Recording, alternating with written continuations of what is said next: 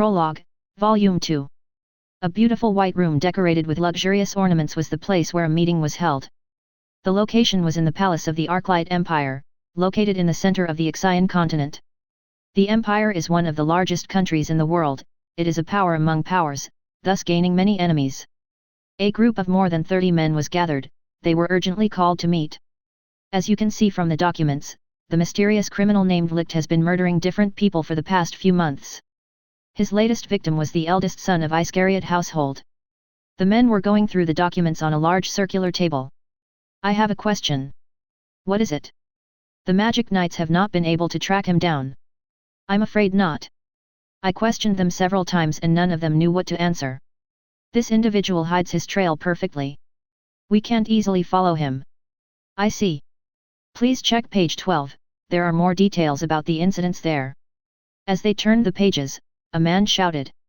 Hold on. Yes. It says here that one of the 10 holy wizards was killed.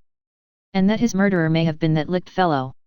Everyone's expressions were grim and only one raised his hand. Is there a possibility that he's a spy or a stripped soldier on behalf of the ideal empire? We can't deny that. But we can't confirm it either. We only have what we have found out from the corpses whose brains were not smashed and the information those young men gave. I understand. I'm sorry I can't say more than this. That's all right. Gentlemen, it was a pleasure to see you so quickly and in this manner. My apologies, you may go. Yes. Your Highness. The men left the room one by one after saying their goodbyes. After no one was left, the last person inside came out. He felt bad, and his head hurt, that's why he ended this meeting quickly. As he walked a few yards, he noticed a certain acquaintance coming from the direction he was going. Nice to see you, Blake. Same here, Sirius Nii-sama. Both were well dressed, in white suits with the finest and most expensive fabric you could buy. On the right shoulder, both had a black-colored cloak, the emblem was of the Empire. Only those belonging to the imperial family could wear it. The short man was 21 years old and the taller one was 24 years old. The one who had a bad expression on his handsome face was the second prince in the line of succession. A young man with blonde hair and blue eyes, slim with muscles, his haircut was short and combed to the left, and he had a small braid at the end of his hair. He was Blake. Blake Greg von Bryce. While the man with the pleasant smile and angelic aura was none other than the rightful crown prince. Slim with no muscles, long blonde hair, tied back and resting over his right shoulder. His eyes were blood red, but his gaze and facial features made him look very harmless. Sirius Emil von Bryce. They were both very attractive, the reason for that is that they were both extra targets for capture. This world is not a simple fantasy world. It's an Otome-themed world. And they were characters in that game. I heard from someone in my faction that last week the Iscariot family was arrested for various secret crimes. The boss was instantly executed and his influence was destroyed at the same time. I am very sorry indeed. That doesn't sound like a condolence, you know. The second prince was saying to the crown prince. I'm sorry, mother always taught us to speak the truth. And I want to honor her memory with it. As always, you are someone who should know how to choose his words better, my dear older brother. Next time I'll be careful. HOH? Are you implying this will happen again?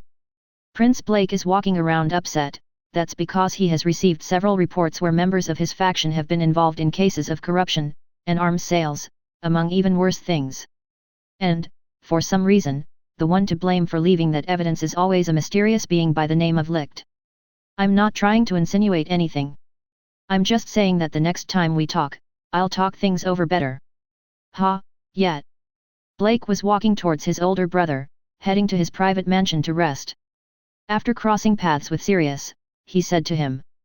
Oh, that's right. I forgot. Hey, did you hear about what Luxcon did last week? Blake stopped and turned his head to look at his brother. What did Lux do? Sirius didn't change his expression, but the corner of his mouth showed a strange twitch. That boy committed a crazy thing. He was trying to break off his engagement to the Rosenberg's daughter in public.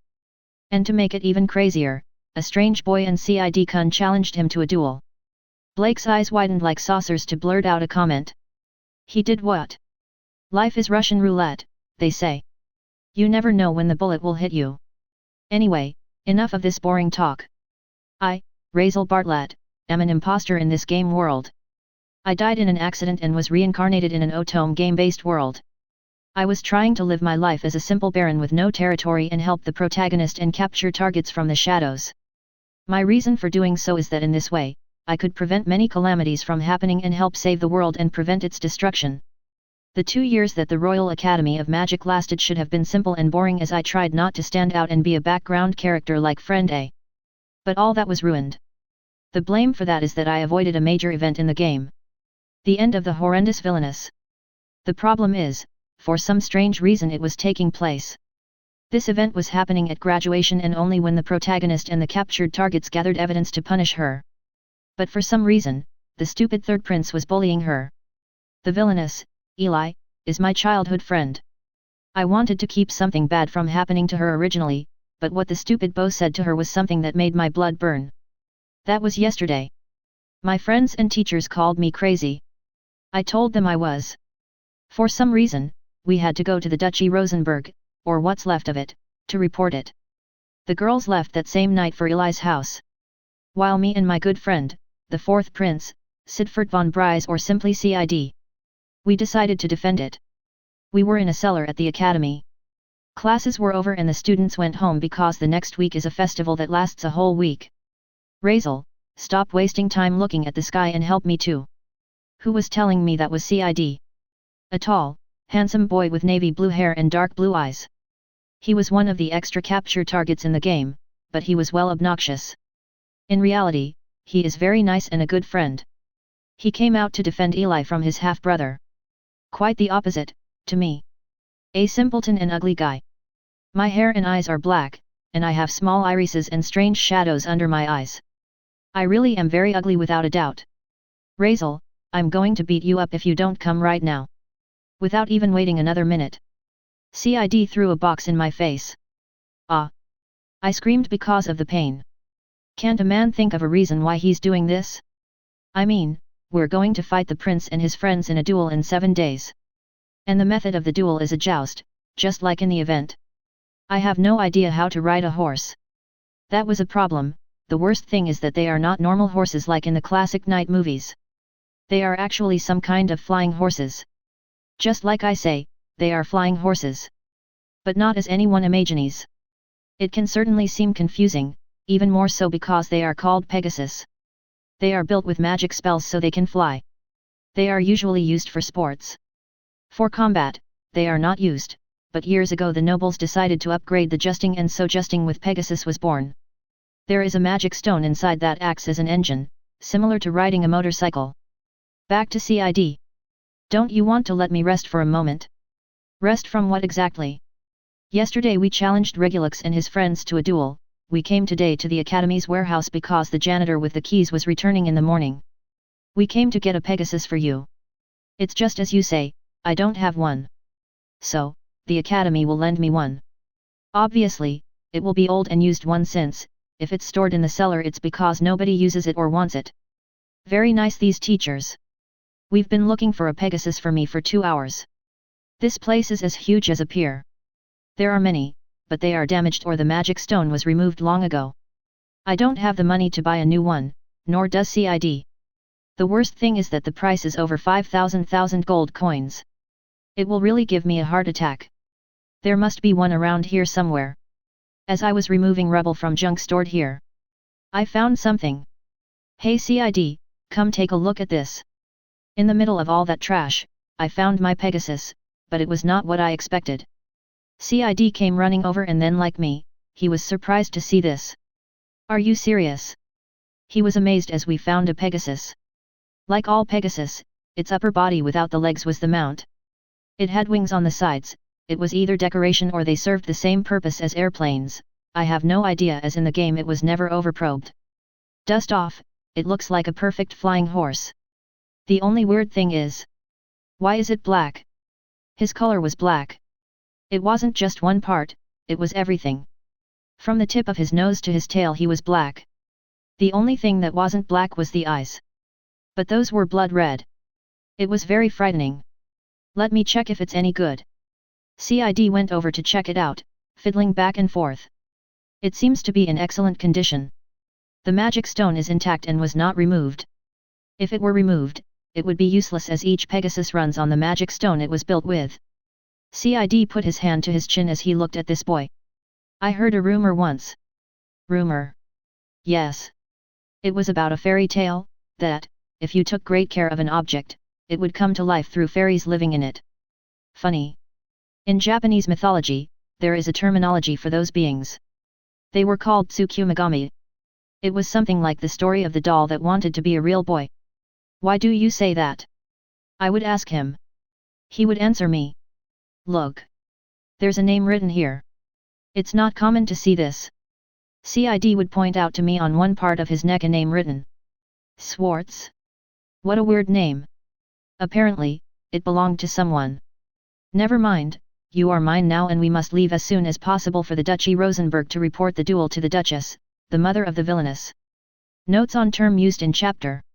Nii-sama, older brother in a very respectful way. Tsukumagami, according to legend, when objects such as umbrellas, sandals and musical instruments turn 100 years old, they come to life. It is popularly believed that they receive a soul. Their forms change and they gain certain anthropomorphic features. They can be benign or malignant depending on the use the owner gave them. Schwarz, black color in German. Chapter 11 Duchess Rosenberg. Rosenberg Duchy. Once known as the second largest territory in the empire, second only to the imperial capital. Rosenberg household was once known to be a symbol of progress. Employment was so high that hands were always missing and no one was ever fired. One could eat up to 6 times a day just for pleasure. All the streets were so clean and the houses of the poor were equal to those of the rich. A good place to live it certainly was. But that ended the day the lord of these lands, the Duke, fled leaving a great debt to his family and territory. The territory, much of it rather, passed into the hands of the imperial capital. The palace officials levied extremely high taxes on everyone. Businesses closed. Poverty was reflected in the streets. It was the end of the Rosenberg Duchy, and people began to call it the new lawless city. But fortunately, 2 dukes decided to invest in the ruined territory. They did it mostly out of their obligation as aristocrats. Soiling the name of a duke was unforgivable. Thanks to them, the Rosenberg Duchy is barely making a decent living. And where is the family that rules the territory? Elise-san, open your mouth please. The imperial capital, in a large but moderate mansion, lived the remaining members of this family. The remaining family members fled like rats. Thank you. Who was thanked for helping her eat was none other than the villainess, Elise von Rosenberg, the duchy's heir daughter. She was in her pajamas even though it was noon. Her hair was beautiful and light blonde, which shone as if reflecting the sun. But now it was messy, it was from crying all night. Her cherry-red eyes showed how much she had suffered. Yesterday she had been spat out by the words of her fiancé, the third prince. She felt her heart tearing at that moment, but then something unexpected happened. Her only childhood friend, Razel, accompanied by the fourth prince, came to her defense declaring a duel for him to apologize. Elise returned home to let her mother know what will happen. But she didn't come alone, she came accompanied by an unexpected person. Thank you so much for your help, Lily-san. The villainess thanked the least unexpected person for helping her. The protagonist is Lily. A beautiful and pleasant girl, with blonde hair like Elise's, but with aquamarine eyes. Her hair was tied in 2 pigtails near her neck. Lily came along with Elise because she couldn't walk alone. She didn't want to leave her alone either. This was the charm of the protagonist. Razel-kun and Prince Cid said they would come today after finding a pegasus. Don't worry, I'm sure they'll be here soon. Is something wrong? Lily asked her worriedly. Elise answered. No. It's just that I was just wondering, why after all this time, did you finally come to talk to me? Lily immediately understood what she was referring to. He told me that you 2 were childhood friends. I wouldn't exactly call that. But we knew each other as kids. I understand. Lily understood why she felt bad. Her fiancé talked trash about her and humiliated her to boot. Lily really hated the prince for the way he behaved toward her fiancé.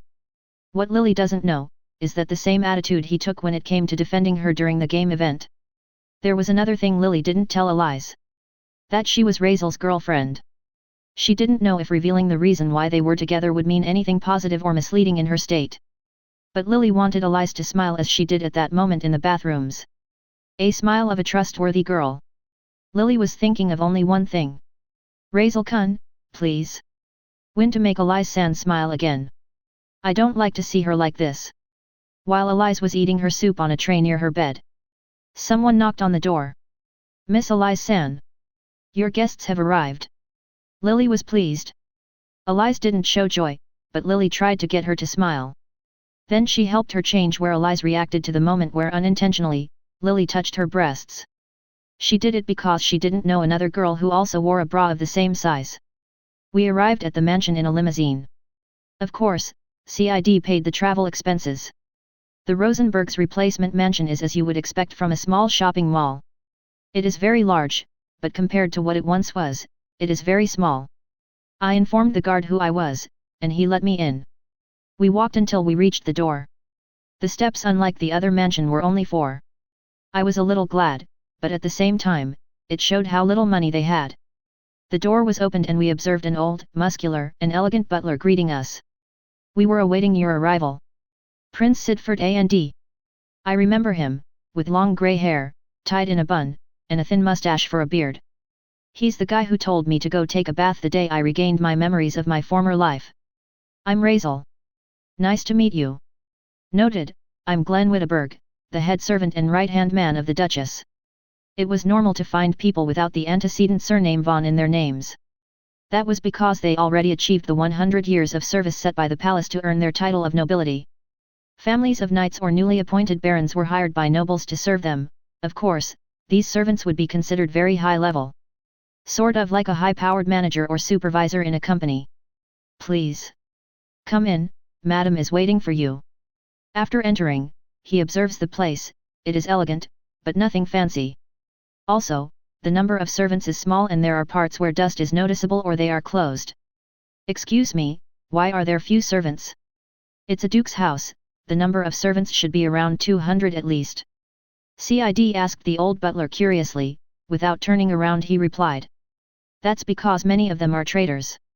They swore before the goddess Alexia and the empire to serve this house, but at the first arrival of trouble, they fled like rats. The once prestigious number 1 house of dukes now ranks below the worst house of dukes, the Granvilles. I muttered under my breath. The Granville household, sooner or later I'll have to deal with them. Did you say something, Razel? CID asked curiously because he heard me mutter something. And no. I was just wondering where the girls are. At that moment, my eyes noticed 2 beauties arriving. Razel-kun. Lily and Eli came running towards us in normal girls' clothes. How beautiful they were! And by beautiful, I don't just mean their faces. I watched in slow motion thanks to my magical attribute, lightning. As their thick thighs and mini-skirts came closer. But most of all, I enjoyed watching their big breasts bounce up and down. No doubt about it, beautiful, lush teens are the best of fantasy worlds. Long live big breasts! Hello! I greeted them to show nerves because my face was horribly disfigured by my dirty thoughts. Those thoughts were about the 2 of them doing girl-on-girl stuff. Things you would normally see in materials not suitable for minors. Razel. Eli stared at me. This. He seemed to want to say something. I'm very sorry, miss, but your mother wishes to speak with them as soon as possible. I understand. The old butler interrupted Eli, leading me and CID into a room where we would meet the vile, hideous woman who was partly forcing her daughter to make bad choices that would only bring them suffering. Time to confront her. Hey! That was me making a stupid face. It's a pleasure to meet you, and a pleasure to have you come. I am the Duchess and Eli's mother, Barbara von Rosenberg. No. The pleasure is ours. Please be seated. A beautiful woman greeted us. I'm sorry to disturb you, my daughter already told me what happened, but I would like you to tell me yourselves what happened. How to say it without sounding like a desperate virgin even though I am no longer one. The woman in front of me. She's a bombshell. She wears a beautiful red dress, and her manners like her appearance are elegant. Her hair reaches almost to her feet, is the same color as her daughter's, but is tied near the end in a big brown bun. Her eyes are like her daughter's, I know at last from whose eyes I get them. It's the first time we've met. But I just want to say. Eli. Your mom is the epitome of sin. She's slender, slim, and long-limbed. Her waist is very curvy. From her legs, I can tell that the flesh is very fleshy and thick. From the silhouette of her hips, I deduce that they are wide enough to give birth to an entire baseball team. Rising up from that slender, splendid waist, lie 2 weapons of destructive power. Amy possesses 2 perfect melons full of love. But this woman possesses something superior to that. 2 big, round watermelons. Her chest is so large, she wears a scarf to cover a bit of the lush, exorbitant size. It reminds me a lot of the erotic games that a certain company that had a pancake-like name makes. To make it even more perfect, her face, which despite showing her age, looks well preserved, and youthful features are marked on her. She smiles despite everything she's been through, made even more sensual by that beauty mark under her red lips. I'm sorry Eli, but your mom is a woman I would be willing to marry if given the chance. I want to monopolize her. I remember reading, that the queen of that weird RPG game, had no appearance, just like Eli's mom. But, a developer uploaded a color sketch of what they both would look like. Apparently, they were both so beautiful, that the game would be upgraded to R18 just because of them. Like me, it belonged to the cult of married women rock. I thank that person for this. Now, with more desire, I must kick the prince's ass. To prevent my childhood friend and her sensual, sinful-bodied mother from meeting their gruesome end. I see. So it was the 3rd prince's fault. I'm sorry, my stupid half-brother was always selfish like that. But doing this to them is unforgivable. As a member of the imperial family, I beg your forgiveness. It seemed that both of them finished speaking. I was too excited thinking about what Eli's mom would look like in children's underwear or dressed as a bunny. Even if that's the case, I don't think you should risk your safety for my daughter. Prince Siegfried, you should know the current situation of our house. So looking for an external fight between 2 princes is something that would only make us look even more horrible. She shed a tear. She didn't want us to get involved despite the fact that they are innocent. I can't tolerate this. I stood up and grabbed her hands. My face came close to hers. You're wrong. I screamed at her. I can't stand to see a beautiful, single mother suffering. My heart would not allow that beautiful face to be stained by sadness. The only one to blame here is that stupid 3rd prince. We'll win and make him apologize. Razelkun. Her mother said my name. I don't remember introducing myself, or maybe Eli or CID told her about me. Let's go, CID, we should practice as soon as possible. What's wrong with you all of a sudden? Nothing. I was responding that way because I felt the blood in my body gathering in one place. The destructive power of a sensual mother is incalculable. It was night in the imperial palace. A beautiful and large room was the place where 2 people were sitting. One of them was sitting, eating sushi while laughing. Ha ha ha, what a funny program. He was watching television. The television was thanks to the magic power of magic stones. Its operation is similar to shameless videos stored in them. Every day there is news. This was never developed in the game, they just introduced something simple to show how advanced they were. The guy next to her was serving her grape juice. His features are beautiful and pale-skinned, his body is slim but toned, and his eyes were a beautiful blue-green. His hair reached below her shoulders, the color was ash-gray. The back middle part was tied in a small braid. His name was Lambert von Atli, the son of a margrave, and he was also an honorary member of the imperial family and the childhood friend of Prince Regulus. Regulus von Brise was the 3rd prince, who was sitting eating sushi. His features were more beautiful than his older brothers, his hair was blonde that reached his neck and his eyes were emerald green. Lamb, you should take a seat and enjoy this with me. It really is funny. I'm sorry, but my sense of laughter is not funny. Even if it is to you, to me nothing makes me laugh. You are so serious, you should relax a little. I can't, there's always danger near you, and now with that duel. Regulus made an right about the duel he forgot. Okay, well, I'll get right back to training tomorrow, happy. I would be once that ridiculousness is over. Regulus rose from his seat and forced Lambert into an armchair. He had a secret that no one, not even his best friend, knew about. Come on, we're not going to lose since there are 5 of us and 2 of them. And that was. I'm still waiting for them to come on their knees to tell us they surrender or make some deal to keep us from humiliating them. That him, he was reincarnated. Enjoy the vacation we will have, as next week, a ducal house, a nameless guy, and a filler prince will be removed from our country. Regulus said, smiling. The countdown to the duel had just begun. Chapter 12 All handsome men must die. The day of the duel finally arrived. The week of practice with the Pegasus was really hard. It's like riding a motorcycle that only accelerates, but never brakes. Really scary. We had been left practicing at the academy training ground where the duel was to be. The strange thing is that it won't take place there. The reason is because of these rumors I was told. Hey, did you hear that the third prince and the fourth prince will have a duel? Yes. Is that really true? I mean, a feud between members of the imperial family. It was all over Duke Rosenberg's daughter. I heard rumors that her family fell into ruin and that her fiancé, His Highness Regulus, wanted to undo their engagement, but the fourth prince intervened along with some nobody guy. Hey, that sounds interesting, I want to see that duel. That was how rumors about the duel were spreading throughout the capital. Neither the academy nor the palace liked that. Mostly because a feud between members of the imperial family is very bad for their image. The palace for allowing it and the academy for not intervening.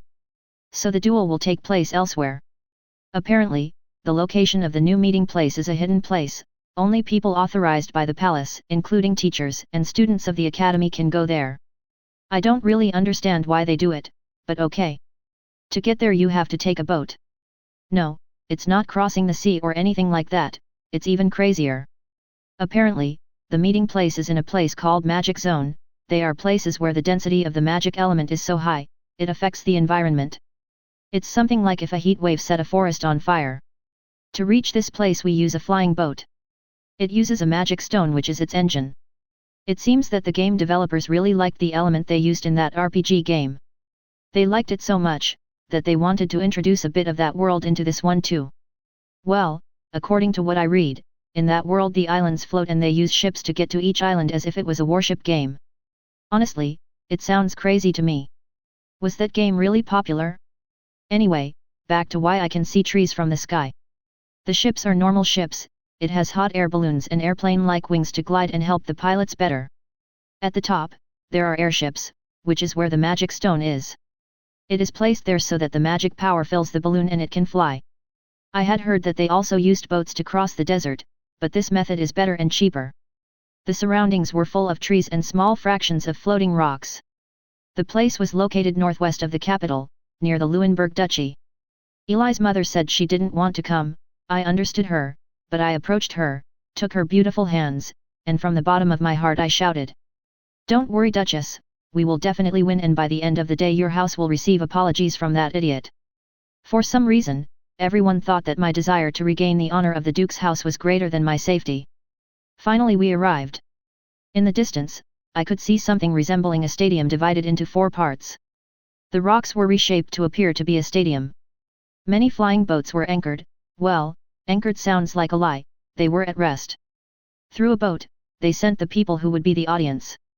In this boat that the academy lent us we were on board with several teachers, among them who drove, was Professor Lloyd, who told us, "Boys, get your things ready, we will be disembarking soon."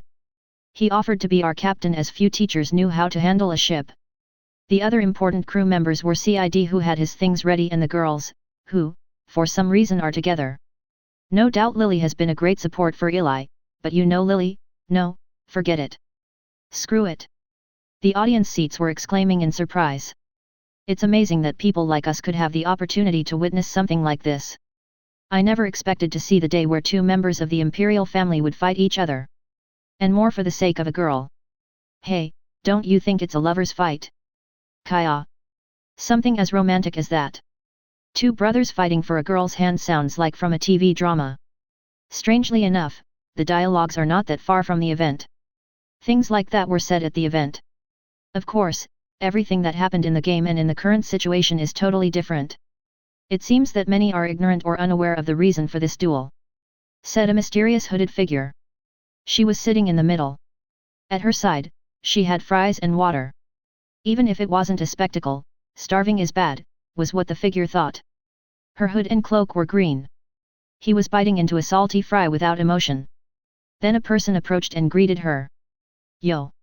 He made a strange, friendly greeting. The figure was of a young man, he was between 20 to 25 years old. He wore light armor that only covered his chest, shoulders, and a few of his arms and legs. His clothing was black as if he were a futuristic ninja. His hair was a mix of yellow at the roots and like a flame, it changed color to red. His eyebrows were the same.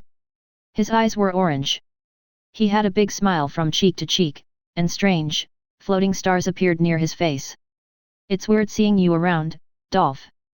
Ha ha ha, that's right, instructor. Don't call me that. I'm not your teacher anymore. The man with the cheerful smile wasn't just anyone, the surroundings began to murmur. Hey, isn't that him? Yes. There must be no mistake. It's unbelievable that a legend is among us. As the surroundings said, this person is one of the 4 strongest knights in the Empire. Those who are called to fight when no one else is available. And this person was Gordolph Aintree, the Sun Saint. One of the 4 saints of the sword. Ha ha ha, it's weird that you call me that, instructor, or should I also call her that? Christina, the sword princess. Removing her hood, the face of a beautiful woman was visible. Her hair was bright blonde like the sun. It was neatly combed, revealing her forehead. Reaching almost the end of her long braided hair, the color changed radically from yellow to green. To everyone's surprise, they stared at such beauty. Her facial features made her look like a woman in her late 20s, but the long ears that identified her as an elf made her look younger. Perhaps she was in her 30s. In human years, elves live longer than humans, and at a certain point in their age, they stop aging. The only ones who possessed that special characteristic was the high elves. But, the most striking detail of her face was not the tiara of white flowers that covered her forehead, nor her large and sensual red lips. It was her eyes. Her eyes for some reason were closed. As if she could see everything by having them closed, the woman said. What are you doing here? Christina asked. Gordolph was answering her. The Adventurers Guild asked me to exterminate different hidden spider queen nests. It was really annoying to deal with them, ha ha ha. Laughed the man as if it was a joke, though he didn't blink to laugh. Christina watched him with her eyes closed, just sighing. You haven't changed at all, you still look like that kid who laughed despite not having his front teeth anymore. Ha ha ha, is that so? Without asking, Gordolph sat down next to him. They were both sword saints. Swordsmen who overcame master swordsmen and acquired a sword skill that could cut through buildings if they set their minds to it. In fact, that happened in the past and they were forbidden to try to do so. Gordolph was a non-playable character in the game, but at the same time, he was an extra capture character. You could unlock his story only if you bought him. The reason for this was that in the game, during the Holy War, all 4 sword saints lost their lives. The main reason was to make Lambert stand out. Instead, Christina was just hated by women. On the forums, offensive and denigrating comments towards her were written. Developers wondered why this was happening. The answer was something only a woman knew. Now tell me really, what are you doing here? Asked Christina, very interested in her answer. The Prime Minister told me to come. I asked him why, he just said just in case something happened. That something doesn't convince me. What about you as an instructor? I can't imagine her at events or things to do with humans or the palace unless it's necessary. Or, is there perhaps something else? Christina looked straight ahead before answering. I just want to know who will win. Really? Now Gordolph was directing his gaze straight ahead. A small circular floating rock was the place where the starting line for the duel would be held. I don't know what His Highness Regulus is thinking, but I think something very bad will happen in the palace after the duel. Really? Yes. I say that because in case the 4th prince was to win, that would create a problem for the ministers. Ha ha ha. Laughed Gordolph, but Christina answered him. What's so funny about it? It's just, you're supposed to hate the palace, aren't you? So many years serving the Empire, becoming a sword saint, and they still refuse to grant you the title of true citizen and a surname. It's funny how those geezers hate you so much they don't want to see you climb. For the half-humans who worked in the palace, such cruel and heartless treatment was normal. Many people loved the half-humans, but that number was less than those who despised them. Christina turned several years ago, the 100 years that was required for her to become a real noble and a full citizen of the Empire. But the ministers denied her that by making meaningless excuses. Deep down, she understood why they did it. She didn't hate them. She knew they were useless old men with complexes. While they were getting old, she would look young. Christina just waited patiently for a non-trash minister to grant her title and retire. Even if it's like you say, I just hope this doesn't mean trouble.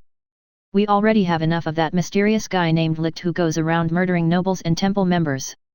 Ha ha ha, oh, it looks like the show will finally start.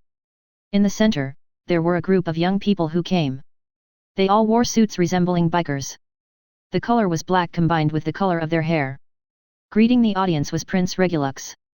He was smiling innocently. Next to him was Lambert. He was carrying his sword. This time it was not made of wood, it was a real sword. Your Highness, stop greeting the audience, I say so because you will lose your concentration. Ha ha ha, you are very stiff, Lambert. Just checking how popular I am. Good heavens. Take this seriously, will you? I'm about to fight your half-brother. Wait a minute, what do you mean you're going out fighting? Who was asking Lambert in annoyance, was a boy with wavy red hair, bright blue eyes with a sharp gaze. It was Jake von Fitzclarence, son of the Duke, a capture target. Yeah, what about it? Lambert exclaimed in a disinterested manner to Jake. He was very annoyed by her tone and responded. Ha, you're kidding me, it will be me, the splendid Jake-sama who will defeat those two. This is a way for me to show off in front of my father and demonstrate to him the power of my magical weapons. Why do you suppose it's you who will defeat them? This time, Jake turned to look at the boy who told him that. His hair was pink, with several white locks, fluffy and straight as silk. It also covered his right eye, which was visible, showing its indigo iris.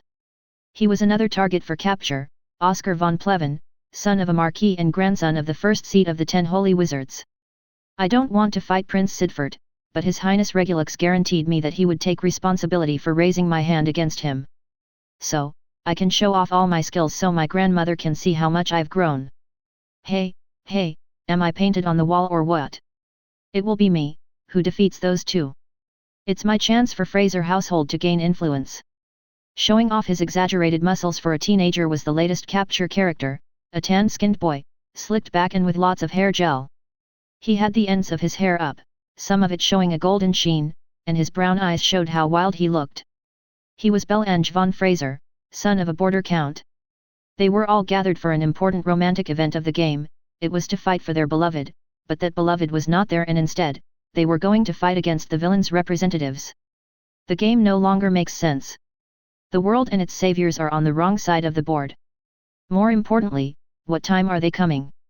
Jake said, looking at a floating clock. We should have started 5 minutes ago. Have they given up? Hey, don't be serious, I'll have prepared for nothing if they did.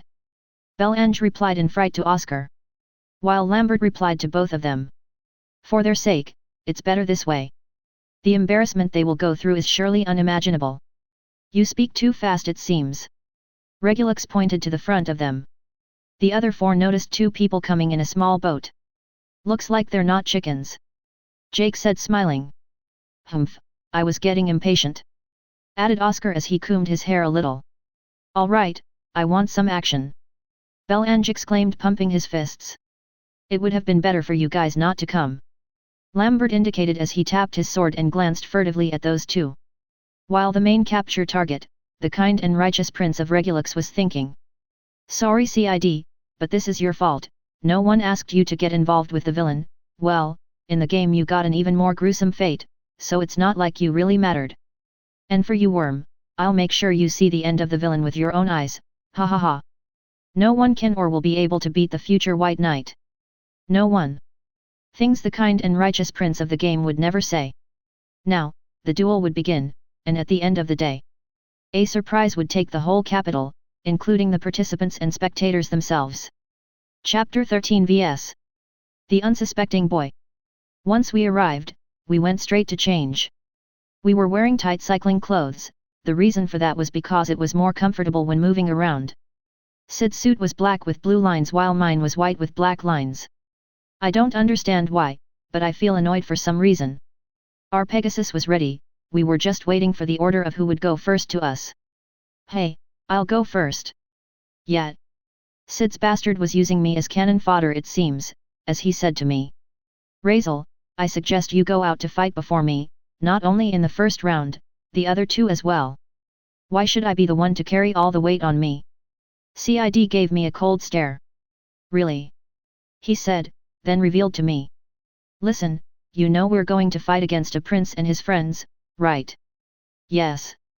Well, think about this for a second. Who's the most dangerous of them all? That's obvious. Belange, that guy is a gorilla. Or maybe Oscar. Cid turned his head in denial. No doubt Belange is physically strong, but he's an idiot. If you are smarter than him, with a good strategy you can beat him. Oscar is a talented wizard with wind magic. But he's not a real danger since guys like him use a pattern for their attacks, which are also ranged. Jake uses magic weapons, so he's sure to use one that throws something. Regulus is normal, he's better than me, but he's no big deal. What he was saying was the truth, I knew all that already beforehand, but if he didn't mention a certain person, it means my answer was absurd. Those three aren't a problem, nor the prince, the real problem is the sword that goes with it. Lambert. I said the scariest name of all. In the game, Lambert had his magic stats lowered so that he wouldn't overshadow Jake or Oscar. His physical strength was also reduced by 50% so that he would not be stronger than Belange. The reason for this was that Lambert was the most dangerous human being in the entire game. If he knew how to cast spells and his muscles were much bigger, he would undoubtedly be able to kill all enemies by releasing only 1% of his power. That's why I'm telling you to get out before me. Since we must defeat those three before the real problem. I don't know how much you know about him, but let me tell you Lambert is the real danger. Cid clenched his fist tightly as he spoke to me. I've known him since the Swordsmanship Academy, that kid, he's our only real threat. Razel, I will fight him, if we go out either of us after fighting the other three, we will undoubtedly lose, but, if one of us is at his best capabilities, there will be a chance. His fist made a loud sound.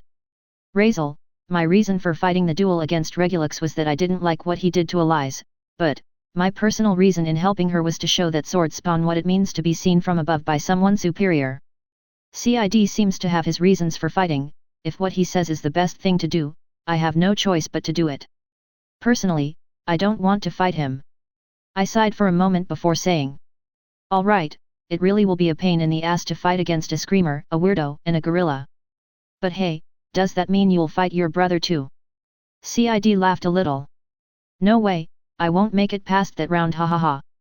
I'll just stop his sword and only there, he'll feel the real fear, he's always had it on his side, so once he sees him lose, he will understand that he doesn't stand a chance.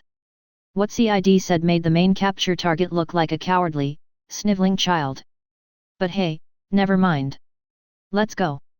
We both went straight out to the center to see the referee and start the win or lose conditions. Once we arrived, we got off the boat driven by Professor Lloyd. He was waiting for us as we would return to see the competitor's Pegasus. In front of me were 5 different colored pieces of shit. They were all smiling at us. No, they seemed to be looking at Cid, they ignore me as if I were excrement. Now I'm pissed off. Okay, this duel was approved by the Academy and the Palace. I would like to confirm the terms of surrender and what will happen when one of the two sides won or lost, is that okay? Yes. We said. No, Lambert said. I mean, we accept, but I think you're wrong, we won't lose, they will. At least on this side, I speak for me and not for these three. The sharp words of the sword maniac annoyed everyone present, including his own allies. Cid. Said the handsome prince piece of shit. Sorry, but you're going to lose. I and Cid did a bad one for what he said. Once the referee finished saying the terms and conditions of the duel, the important part came. If Prince Cid loses, you guys will have to apologize for upsetting Prince Regulus, but if you win, Prince Regulus will have to apologize, is that clear? Yes. We replied. Yes, Prince Regulus loses, he will apologize for bothering the Duke's daughter, but if he wins, his engagement to her will be broken and moreover she will have to apologize, is that clear? Yes. Replied the golden bastard mockingly. Good. Since everything was clear, who will come out first? Just as I was about to come out, some idiot spoke before me. Me, Duke Fiziclaren's son, Jake. He'll be the one with the honor of defeating this nobody and the fourth prince. Idiot Jake walked out ahead very confidently. Then, I came out. I, Razel Bartlett, will go first, not only in this match but the next two I will also go out, since. I gave Jake a look accompanied by a sarcastic comment. Since, I'm sure my wins will be super easy. Jake appreciated irritation, a vein was marked on his forehead. The referee looked at both of us and said. Alright, the first round of the duel will be between Jake von Fitzclarence versus Razel Bartlett. Of course, we both shouted. Razel. Cid gave me a worried look. Good luck, he said. I smiled at him. Wish that idiot tomato luck. We both headed to Professor Lloyd's to go check on my special weapon and my horse. As I climbed into the boat, I noticed two girls in the stands. One of them was slumped over. Eli, I said to myself as we walked back to our side. On one of the bleachers sat Lily and Elise. Elise was slumped. Even to the end, he won't regret it. Elise was saying almost in tears. Lily was holding her hand to give her loving words. Don't worry Elise-san, I'm sure the boys will win and the prince will apologize to you. Hearing those words of support, Elise would lift her face, Lily's smile making her smile a little. Then, she would watch her representatives return after having selected the participants of the first round. Razel, she murmured. Lily heard that and squeezed her free hand very tightly. Life smiled at those who walk the path of strength. That's what my father, Duke Fitzclarence, taught me from a young age. My father was always a busy man. I played alone, but I didn't mind, I knew he was always busy with important things. When I was 6 years old, my mother would tell me that my father accomplished an incredible feat in a single generation. He managed to become the second seat of the 10 holy wizards. He had developed a magical weapon for flying ships. As his son and heir, I was proud. Years later I learned a cruel truth about our family.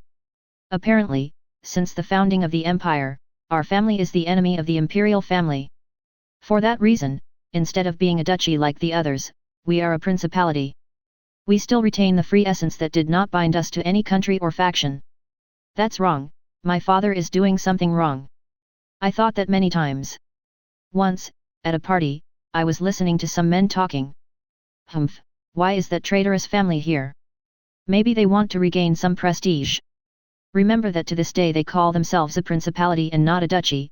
Only Grand Duke is supposed to be the only one who should have a principality, but it seems like that family doesn't know that, he. Yeah, it's really funny how they call themselves the 7 dukes, when in reality they are 6 and an imposter, ha ha ha. I ran to my father to ask him about what I heard. He looked at me without interest and said. So, does it matter? Fitzclarence household is and always will be the enemy of the imperial family until they acknowledge their mistake. I cried, I hated my dad that day. He is supposed to be a smart man, but what he did was stupid. Years later I found out that our family only rose to one of the 3 strongest duke houses thanks to Rosenberg household falling into ruin. Truth be told, I don't care about other dukes and their families, sorry Rosenberg, but the prestige of my house matters more than those of others. When I entered the academy it was to have strong connections, then one day, he suddenly spoke to me. Hi, you're Jake, right? A very beautiful boy approached me. It was none other than the prince. Yes, it's me. You are His Highness, the 3rd Prince Regulus, aren't you? Indeed, it's me. My eyes widened in surprise, I didn't know what to answer. Is there something you need from me? I had never spent word with him since my father was the only one who went to the imperial palace. I hope it's nothing bad for my family because of my ancestors. I heard that like your father, you make magic weapons. Yes. I don't consider myself on the same level as my father, but I create them myself. Why would he have asked that? You see, I'm very curious what they look like, would you mind showing me some if you have some available? He said with a pleasant smile. My eyes widened, this was the chance to return my house to its position that was deserved. With this, I became friends with Prince Regulus's personal circle. I want my house to return to its honor and prestige, and for that, I'm sorry Rosenberg, but I will crush the powerless prince and that nobody.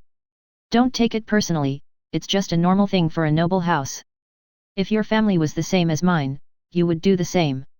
Now, let's kick this buffoon's ass. The Pegasus that Jake was riding was a new model, according to Cid, he bought it in a store. The price was very, very expensive. As there are different markings, they are given names to know what kind they are. It was called Galahad, it was red with blue lines on its body. Despite the head being decorative, it has 2 handlebars as if it were a real motorcycle. It even has a magic power meter that indicates if it is overheating or running low. On his right arm he possessed a strange gauntlet, it looked like a skull, it reminds me of a certain movie of space soldiers fighting wearing something similar. On his waist he carried some small boxes. I don't know what they were for, but I don't care. I know you attack from a distance. In the game you used mini magic bombs from a rifle, but you carry it here. While on my side. Ha ha ha ha, are you serious about that thing? What a tease, ha ha ha. He and many others were laughing at my horse. I was trying to paint it, but the paint was melting, so it was jet black. I turned it on. I just had to press a button and automatically the magic power will run through the integrated magic circuits making it fly. On the backside, it has a big hole similar to the bottom of a missile. A big blue light emanated from there. I was ready. In my right hand, I had in a pouch my special weapon. Jake didn't seem to mind. Just for that, I'll show it off. When I took the holster off, many laughed. What fools! Ha ha ha ha, what the heck is that? Hey, you think this is a joke, don't you? You're making fun of us, aren't you? He was teasing me because on my shoulder rested a grey metal bat. It was understandable. Even CID told me I was crazy. But the reason for doing it is for 3 reasons. The first is that I don't want to show my trump card here. The second was that if I used any weapon other than a bat, bad things would happen to them. The third was that a wooden bat would be easily destroyed. The fourth and most important was that by using a metal bat, I can hurt them a lot and not kill them. Why I took a bat originally, was because, in that game, I remember reading on a forum that a guy with a weird name used one to annoy other nobles. It seems he was an enemy of the prince. Anyway, I'm ready to kick Jake's ass. The referee was watching us from a distant position, and screens were floating in the air. The duel will take place in the forest sky. The maximum limit where we can go is up to that huge mountain seen in the distance. Some kind of round bats were the cameras that would transmit everything they see. Okay, time to do something I swore I wouldn't do, highlight. All set. Goodbye, my life as a background character. Begin. We both started off on our flying steeds to have the meeting away from the audience. As we rode away, Jake was talking to me through a communicator embedded in the steed. We couldn't hear our voices if it wasn't for that. Hey, nobody guy. You should give up before you get hurt, ha ha ha. I ignored Jake. I was just heading all the way up the mountain. After all, I'm not interested in fighting you guys. I don't want to waste energy either. I just want to defeat you guys as soon as possible and see Eli smiling again. I was getting closer and closer to the mountain when Jake yelled at me. We're far enough away from the audience, it's crying, nobody. I turned my head and used some magical power to activate an ability I developed during my training with CID. Hawkeye. I can see up to 10 meters from a distant object. Fortunately, Jake wasn't that far away from me. I watched as he carried in his strange gauntlet an object resembling a soda can. He pointed it at me. Perish. Something flew out in my direction. I dodged it, but it appeared to be no ordinary missile. It was heading towards me. Ha ha ha ha, this is the prototype I created to defeat the 4th prince. I call it, Monoheat Missile. Once it has a lock on its target, it can follow its magic power trail and attack it. You have no escape. Just like he said, I don't have it. When he was heading towards me, I just hit it hard enough to make it explode. When I turned around, Jake was looking like an idiot. He was really pissed off. I kept going towards the mountain. Gah! Don't make fun of a duke's so. Jake loaded one after another into his gauntlet. It seems only 4 can go in. He pressed the button and the missiles were chasing me. They were faster than my steed, but no matter. I was dodging them. I could do it with ease thanks to the fact that I have my Hawkeyes activated to see them steadily. I was still annoyed with this guy. I easily dodged the missiles while whistling. I was firing more. The number of missiles behind my butt was 16. I couldn't see his face, but it sure was a jerk face with his eyes wide as his mouth. Since I'm dodging missiles like paper airplanes, I finally made it to the mountain. I rounded the big mountain circling around for the missiles to hit it. Various explosions I heard from all around. The mountain was still intact. It really is a very tough mountain. Jake was coming up shouting. For a nobody guy, don't think you're a big deal. For the honor of the Duke's family and Prince Regulus, I'll defeat you no matter what. This kid has a big mouth, never mind. I don't plan on wasting any more time with you anyway. I have to defeat 2 more idiots. You know Jake, I'll tell you something I've always wanted to tell you during the game. He doesn't understand what I'm talking about, but it doesn't really matter. He was loading more missiles and heading towards me. I had stopped my steed and was waiting for him at the top of the mountain. I was like in a movie, the steed was resting upright, and I was leaning back a bit so I wouldn't fall to the bottom.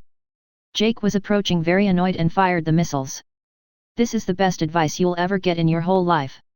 The missiles were rapidly approaching me. He laughed. Ha ha ha, I won, Jake, am the best ha ha ha. I grabbed my bat and gripped it really tight. Then I said to him as the missiles headed for impact. For once in your life, learn to shut that damn mouth of yours. You dug your own grave, you idiot.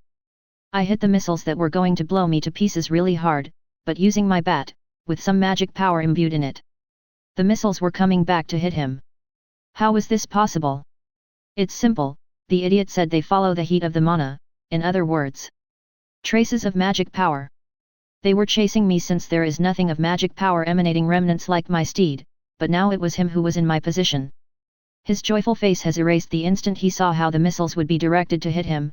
He was trying to escape, but it was useless. With the snot hanging from his nose, I heard him say, "Father!" A huge explosion could be heard. Remnants of the red steed fell as Jake fell to the ground. His eyes were rolling. Apparently, the missile was damaging, but not lethal. He didn't want to kill his opponent and leave him badly wounded. He wanted to. But the board changed position, like in Russian roulette. You never know who will get the bullet. Rest easy, Jake. With this, I know you will not save anyone during the Holy War. I won't expect anything from you anymore, just stop screwing with Eli and disappear for the rest of my life. Wow! A group of healing mages was nearby hiding. They used a magic circle to trap Jake and heal him. Smoke emanated from his mouth. With this, only 4 more colorful pieces of shit were left. Who am I going to have to kick his ass now? The winner is Razel Bartlett. Participant Jake was knocked out. The referee declared me the winner. I was heading to my position to fight the next one. That was amazing, wasn't it, Elise-san? Lily was asking Elise how amazing the duel between Razel and Jake was. Which Elise replies to her. Actually, it was very disappointing. Not even 5 minutes passed and he was the first one to be defeated. Look, even those in his group were laughing. Lily watched from her position as Belange laughed like an animal. Ha ha ha, are you serious? You were bragging so much to be defeated in such a ridiculous way. Oscar held back his laughter.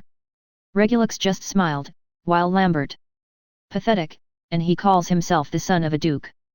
Worst of all, he was talking trash about how he would win. Truly, I must come out as the next or they'll put his highness to shame. He commented with a cold stare at Jake's defeat.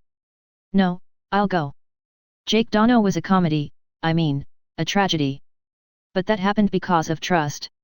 I'll win, I promise. Oscar tapped Lambert's shoulder to confirm that he would fight next. Lily was showing a face of distaste about these guys. How can they say that about their friend? They really are the worst, said the leading lady to the guys who should be her boyfriends. It's simple, Elise said. Nobles only look out for their interests, things like friendship are irrelevant to them. That's why despite being from the prince's social circle, they don't feel affection for each other. Such is the society we live in, a cold and profit-driven one. Elise commented very coldly and apathetically on Lily's innocent question. Such was the world of nobility, something she once loved and now hated with all her soul. Nobles are selfish, horrid heartless people. She only wanted to restore the honor of her house and her family. She didn't care about the world of nobles and what they said. That detail did not belong in the game. It was something that she learned herself during her humiliation by her fiancé. Elise-san. Lily looked at Elise with a sad face. 2 people were watching the duel. What did you think, instructor? How to say it without offending? Pathetic, very pathetic, and pitiful. As expected from my instructor. You don't know how to blunt your tongue, ha ha ha. Dolph, your laugh is worse than what I said. Look, I said it because the kid was too confident, he didn't analyze his opponent. Even if he's weak or not very smart, he should stand far enough away to observe his opponent and then attack. But he went wild and this was the result. I feel very sorry for him. Wow, you're feeling sorry for the son of a duke. You're wrong, said the woman shaking her head.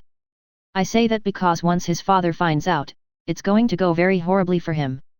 Duke Fitzclarence is one of the most horrible people in personality that I could ever meet. I'm sure that boy will know hell.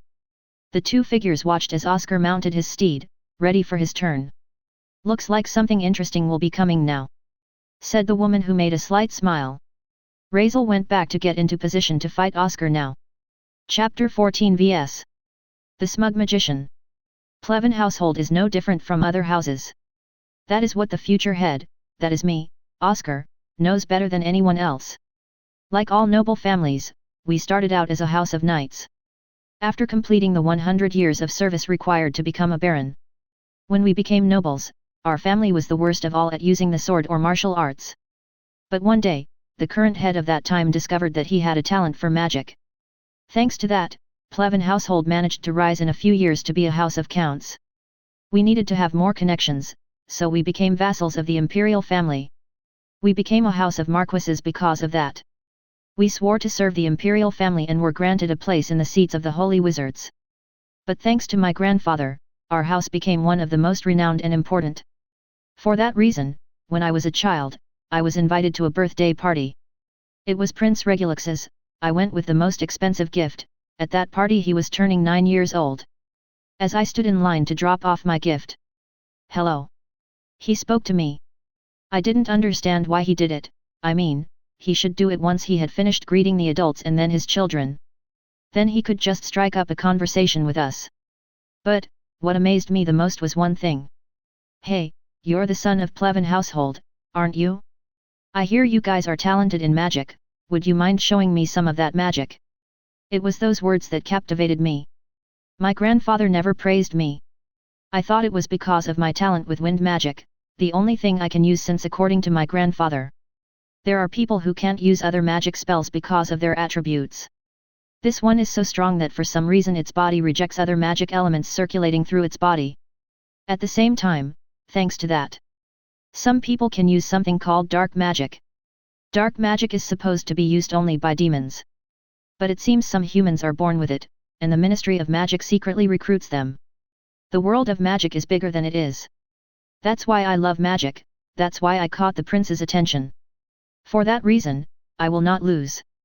For the honor of magic, mine as a future holy wizard, and, above all, for the pride of the prince who no longer wishes to be together with a woman taken advantage of as his betrothed. I don't plan to lose, did you hear right?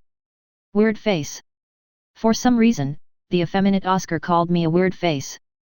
Since he was the only one who hadn't made fun of me, I decided to beat him fair and square. But you blew that, now I'm going to kick your ass hard. We were both ready to fly.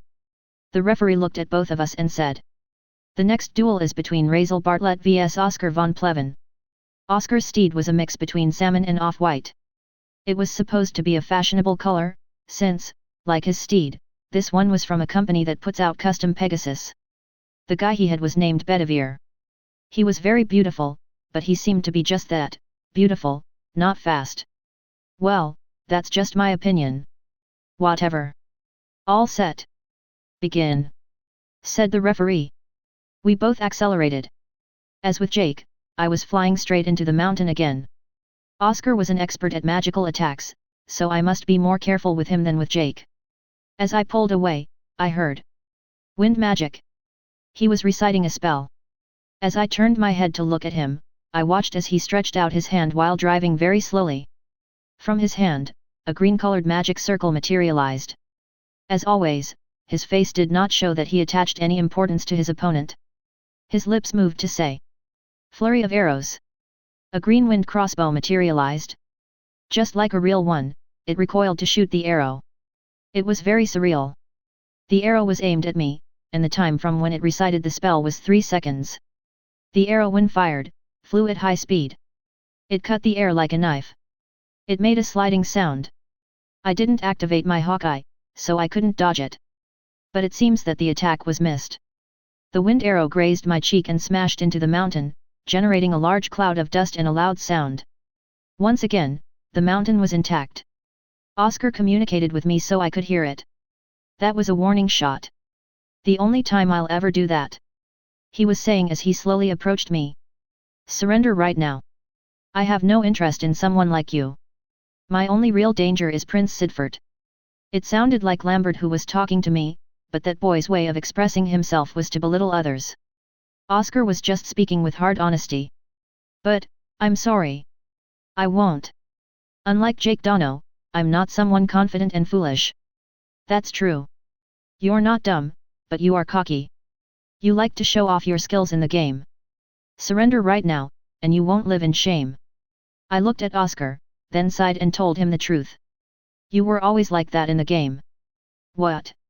He responded because of the strange thing I said.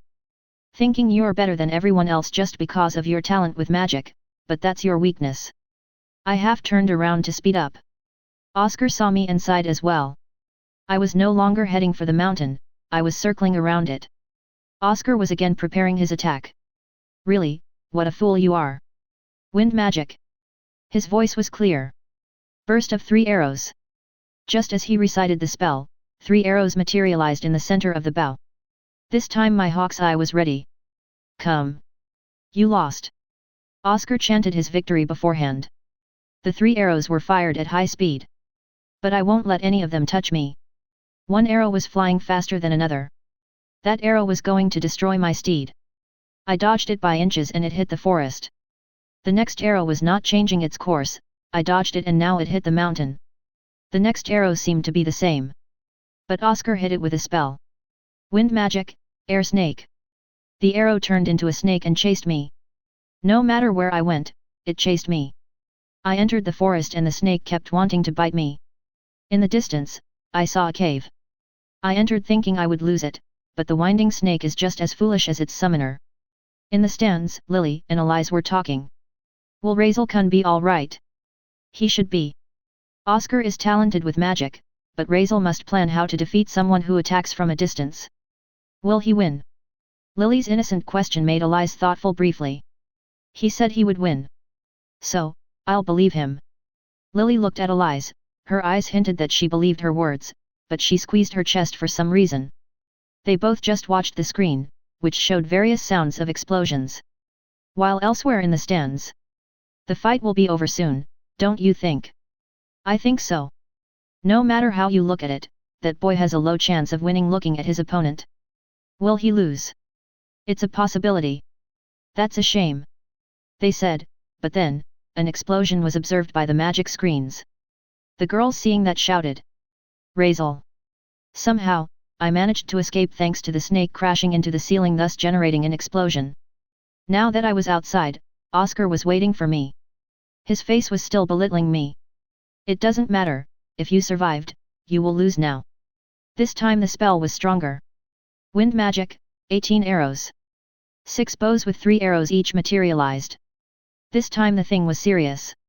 It was close to the mountain. It was flying at high speed.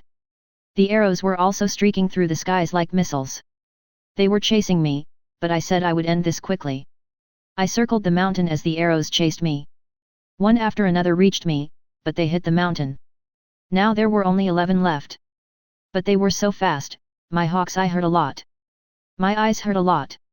One arrow was approaching from the front as it came forward, another from behind. I tried to use the classic maneuver of having them both destroy each other, but it was useless. Even flying in the direction of the sky didn't lose them. So, I decided to show some of my magic power as this was very dangerous. I took out a silver nugget that I had kept in my pocket. I concentrated some magic power, and then I threw it. A big explosion occurred. But there were more left. I couldn't stop, I grabbed more nuggets and did the same. Several explosions occurred. Now there were only 4 left. They were chasing me, but once again Oscar used a spell. Wind magic, big anaconda. The 4 arrows merged and became one. The danger was certain, but that was what I was after.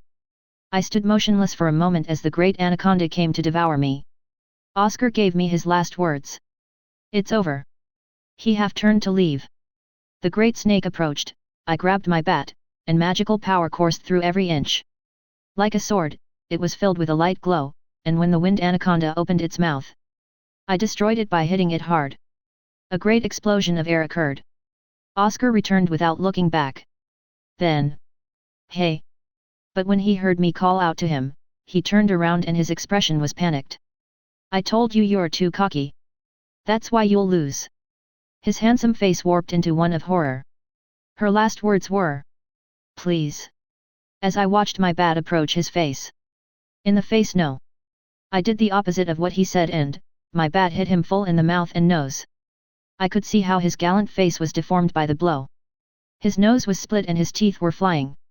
Oscar fell off the pegasus. His steed, having no one to lead him, also fell. The steed fell to the ground first and exploded slightly, while Oscar was caught in time by the rescuers.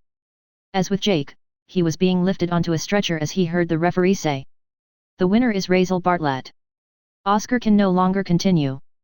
I'd come back to call for a break. You could only do it once, and now I was up against the most absurdly strong opponent of all. The brains of brawn. I could see him smiling. I knew it was his winch.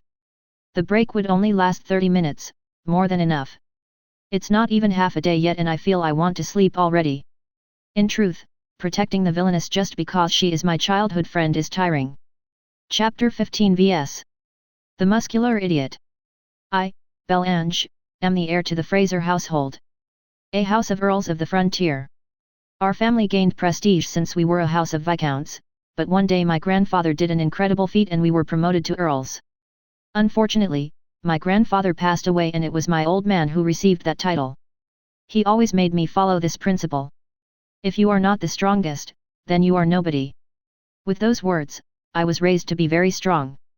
My skin got tanned and my hair got darker for some reason. One day, in a nobleman's house, I was studying in something called elementary school. One of my playmates was none other than Prince Regulus. I fought him plain and simple since he was a prince. I thought he was just another weakling until he threw down his weapon and said to me, "Can you take me seriously? I know you are strong, but this is very disappointing. Don't treat me like a fragile child, please." It was the first time someone asked me to be serious. I was happy and ended up inadvertently breaking his arm. In the infirmary, he was laughing.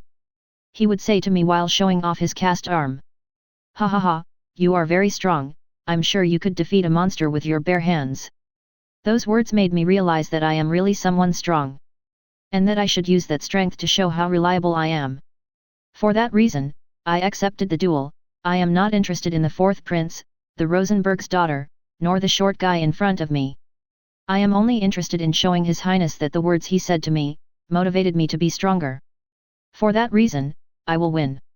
I will use the strength I was born with and crush this worm and Prince Regulus's brother.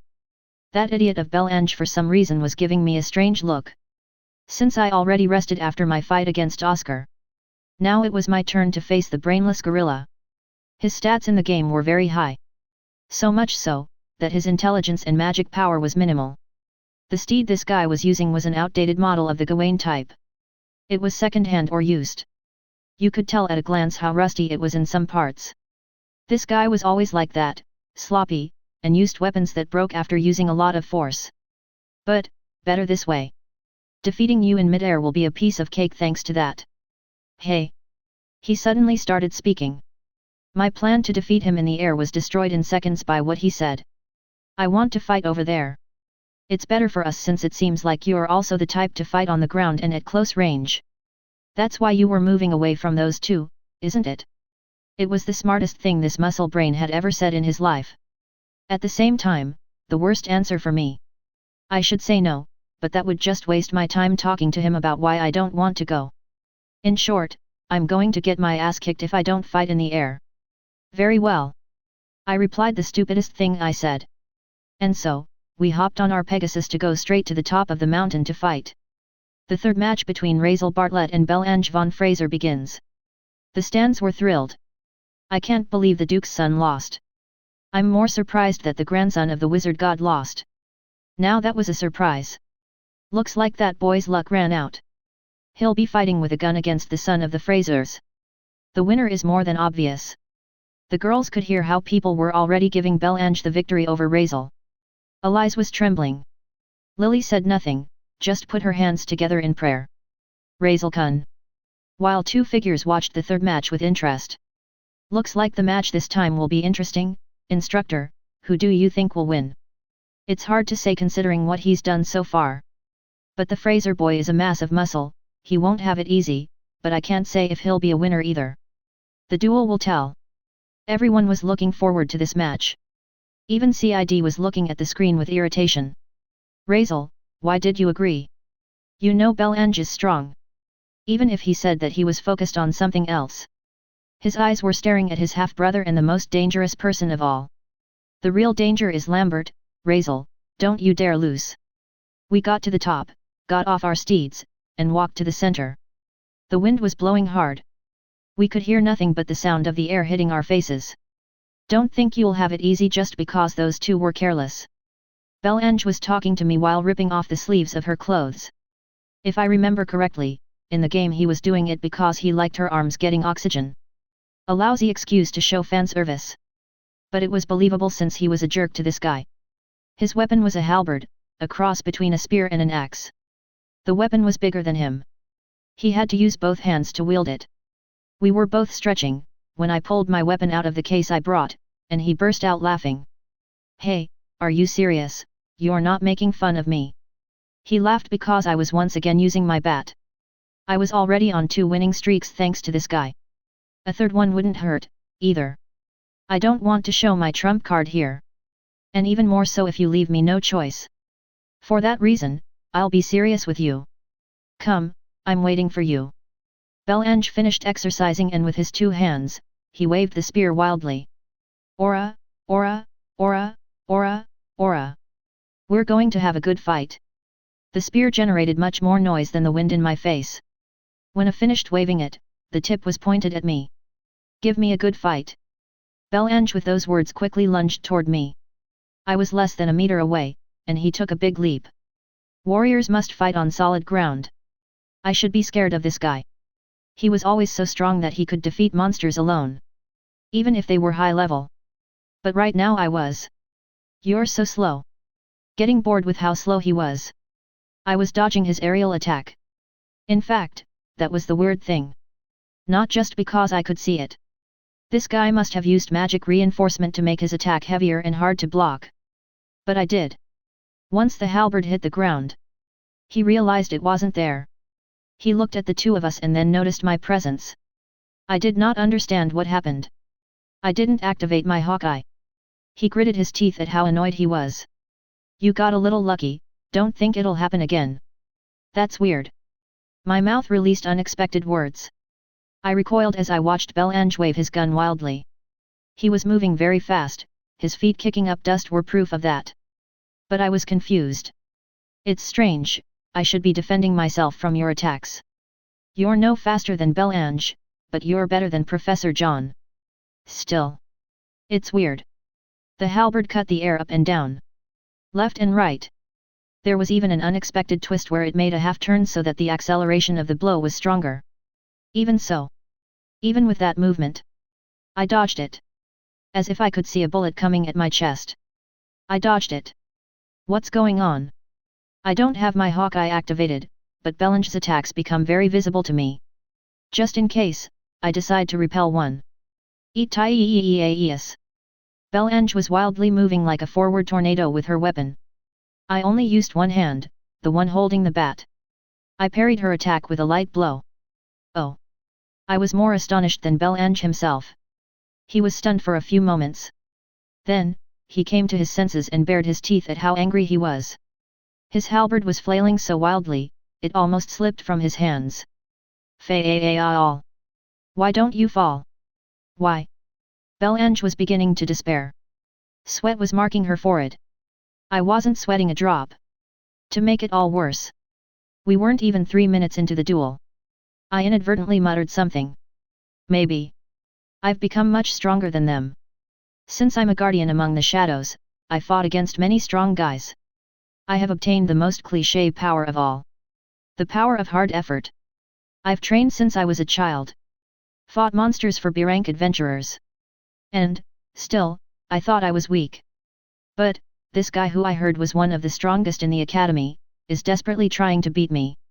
Maybe, am I even stronger than Lambert himself? No, Lambert is a monster. But what if it's true? If I'm much stronger than these guys? Does that mean I can take care of the Demon Kings on my own? I would just need Lily to listen to the voice of the goddess Alexia while she's with me. In that case. Let's get this over with. Using my bat as if it were a whip, I stopped Belange's attack instantly. Her weapon was now pointing skyward. I didn't understand what was going on. Now I raised my bat and said the same thing to him as I had to those two. Your problem in the game was always that you think using your muscles makes you very strong. The strong ones are those who don't brag about it, maybe. It doesn't really matter. Those were the last words I said to Belle-Ange. My bat hit her head so hard that I had to jump slightly because of how high it was. The blow was so hard that his head sank into the ground. Only there, a small crack was generated. At the same time, I felt the mountain move. It must be because of the vibration of the blow. The healers came to see him, his nose was bleeding badly. The referee came after making sure he was still alive. Because he was, his eyes were blank and his nose was bleeding, but he was alive. The winner is Razel Bartlat. Belle-Ange is out cold. I couldn't understand what was going on, I was returning on my steed to prepare for the next encounter. Then, I felt a murderous look. That look was so strong, that for the first time all day my heart was beating fast. The murderous look came from Belle-Ange. He was staring at me meticulously. It seems that, indeed, the sword protecting the prince is the most dangerous. I returned to my place and Cid approached me. Good job.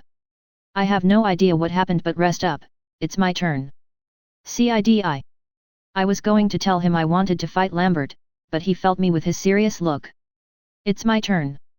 It seems Cid is more desperate than me to fight this guy, I'll let him be capricious since, if he beats him, only the weakest and most annoying will be left. I went to sit down to drink water while Cid was getting ready, I could see how he and Lambert were staring at each other. In the stands, everyone was stunned, no one could believe what happened. Even the girls couldn't say a word because of how amazing that was. The two sword saints were left with their mouths hanging open. Especially Christina, who unintentionally almost let her eyes open. Impossible. That kid was moving faster than the Fraser sons' attacks. Something like that. Who exactly is that kid? That's true. It was amazing, but the fun and winning streak is over. It's time for the sword that protects the prince to take to the battlefield. Lambert von Atli. At a young age knighted and christened the Grey Knight. No doubt this encounter will be more intriguing than the others. Lambert's battle was what the audience was most speechless about. 4. The prince's personal ranger will be out to hunt his prey. Lambert's face, for the first time, showed an expression.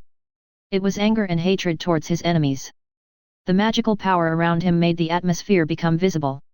Each and every one of them is incompetent. For the sake of your highness, I will be the one to finish them both off. Chapter 16 Hard Work vs Born Talent. Razel sat down at his resting place. It was Sid's turn. Sid's horse was one specially made just for him. For he was the fourth prince. It was blue, had two horns, one under the other, and was named Mordred. He watched Lambert bowing to Regulus.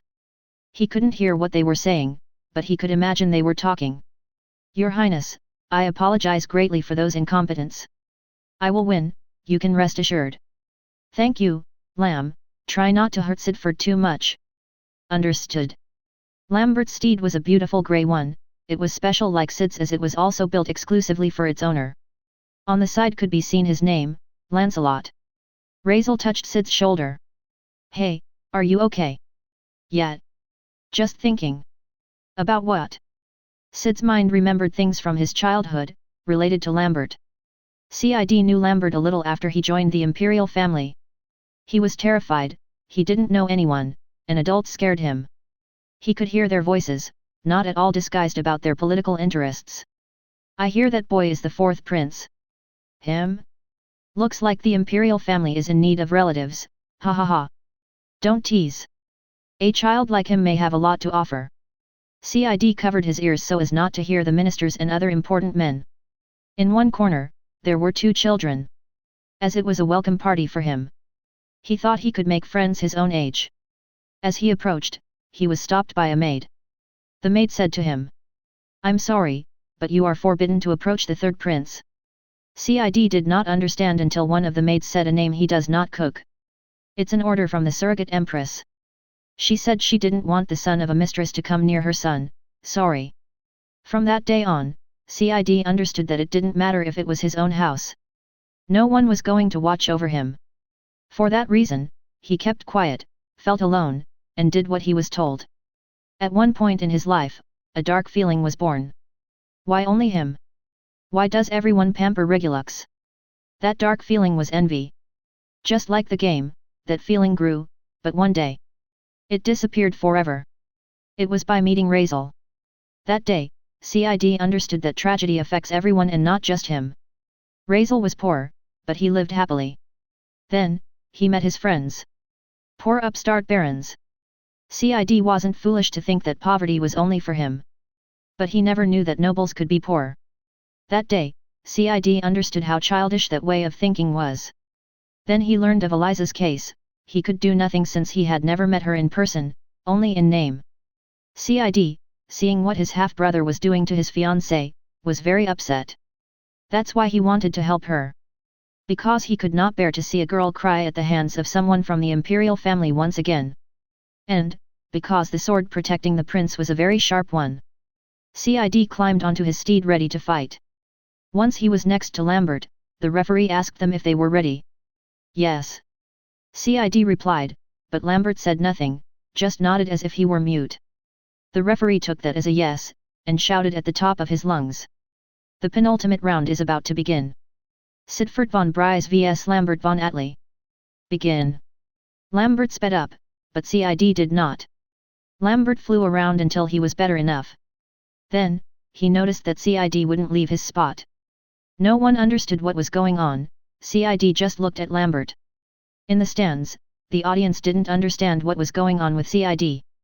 What's wrong with him? The duel has already started. Will his stomach hurt? I say he's just scared. The Atli's son at such a young age was knighted. Is that true? I mean, for a child to be knighted is very rare. Yes. You see, I was present that day. It was the most incredible thing I've ever seen. Hearing the voices from the audience, another memory about Lambert came to Sid's mind. This was the day where he met him. Well, children, you are all welcome to the Lyonnais Style Academy. For the next 5 years, you will be students here. Cid turned 10. As was customary, the sons of nobles sent their children to learn the official style of the Empire's Academy for Swordsmen. Cid had closed his heart to others long ago. His elementary school education was not yet finished. But it was an obligation to learn swordsmanship at this age. The instructor gathered the children in one place. Then, he asked them to find a partner to start with. Cid didn't know anyone, so he didn't know who to match with. Since it was an even number, there should be someone without a partner. One boy approached Cid, that boy was. Hey, you don't have a partner, practice with me. Lambert. His gaze was cold as his tone. Cid agreed, he felt he had seen this kid before. Thus, time passed. Months were counted on one hand. But how weak! Lambert pushed Cid against the canvas on the floor. Cid hit very hard, despite the fact that the floor was covered with cotton. Atli kun, what are you doing? The instructor was coming straight at Lambert. Lambert with his wooden sword pointed at the instructor. Instructor Dono, I'm sorry. But these past few months I have felt that I am superior to everyone here. Excuse me. Are you deaf? I told you that I have long ago completed the basics. In my house clearly, that's why I feel I don't need this anymore. I came only because my father said I must be certified. Please don't waste my time already and give me my degree. The adults and other children did not understand what this child was pulling at. Hey, don't be too cocky. He's just a kid, but he talks like he's an adult. You can be the son of a margrave and be related to the imperial family by friendship, but that doesn't make you untouchable. Should I show you? The instructor was speechless. Then he thought. I have to teach this conceited child a lesson. He needs to know the reality. The instructor called the 3 best students who were about to graduate. They were all future knights because of their talent, they were known to all. Poor kid, but he deserves it. Someone must bring him down from that cloud. Teach him some humility, we entrusted you, young men. The adults were happy because a spoiled child would be punished. Many knew the current head of Atli household. So, deep down perhaps it was a way of secretly teasing him. 3 students with good musclemen and wooden swords came to confront Lambert. All 3 mockingly looked at him. Lambert instead went to change weapons. He exchanged his wooden sword for a pencil. Not just any pencil, a colored one that a little boy used. The child cried as many watched Lambert walk to the center. Before the duel began, Lambert said, "Attack me, the three of you together if you wish." "No, I beg you. That would be better for me to get my graduate certificate." The students as adults showed veins on their foreheads because of how angry they were. A savage comment was heard by all. "Show no mercy just because he's a brat." None of the adults said anything, but they appreciated nodding silently. Everyone was ready, and at that moment, the duel began.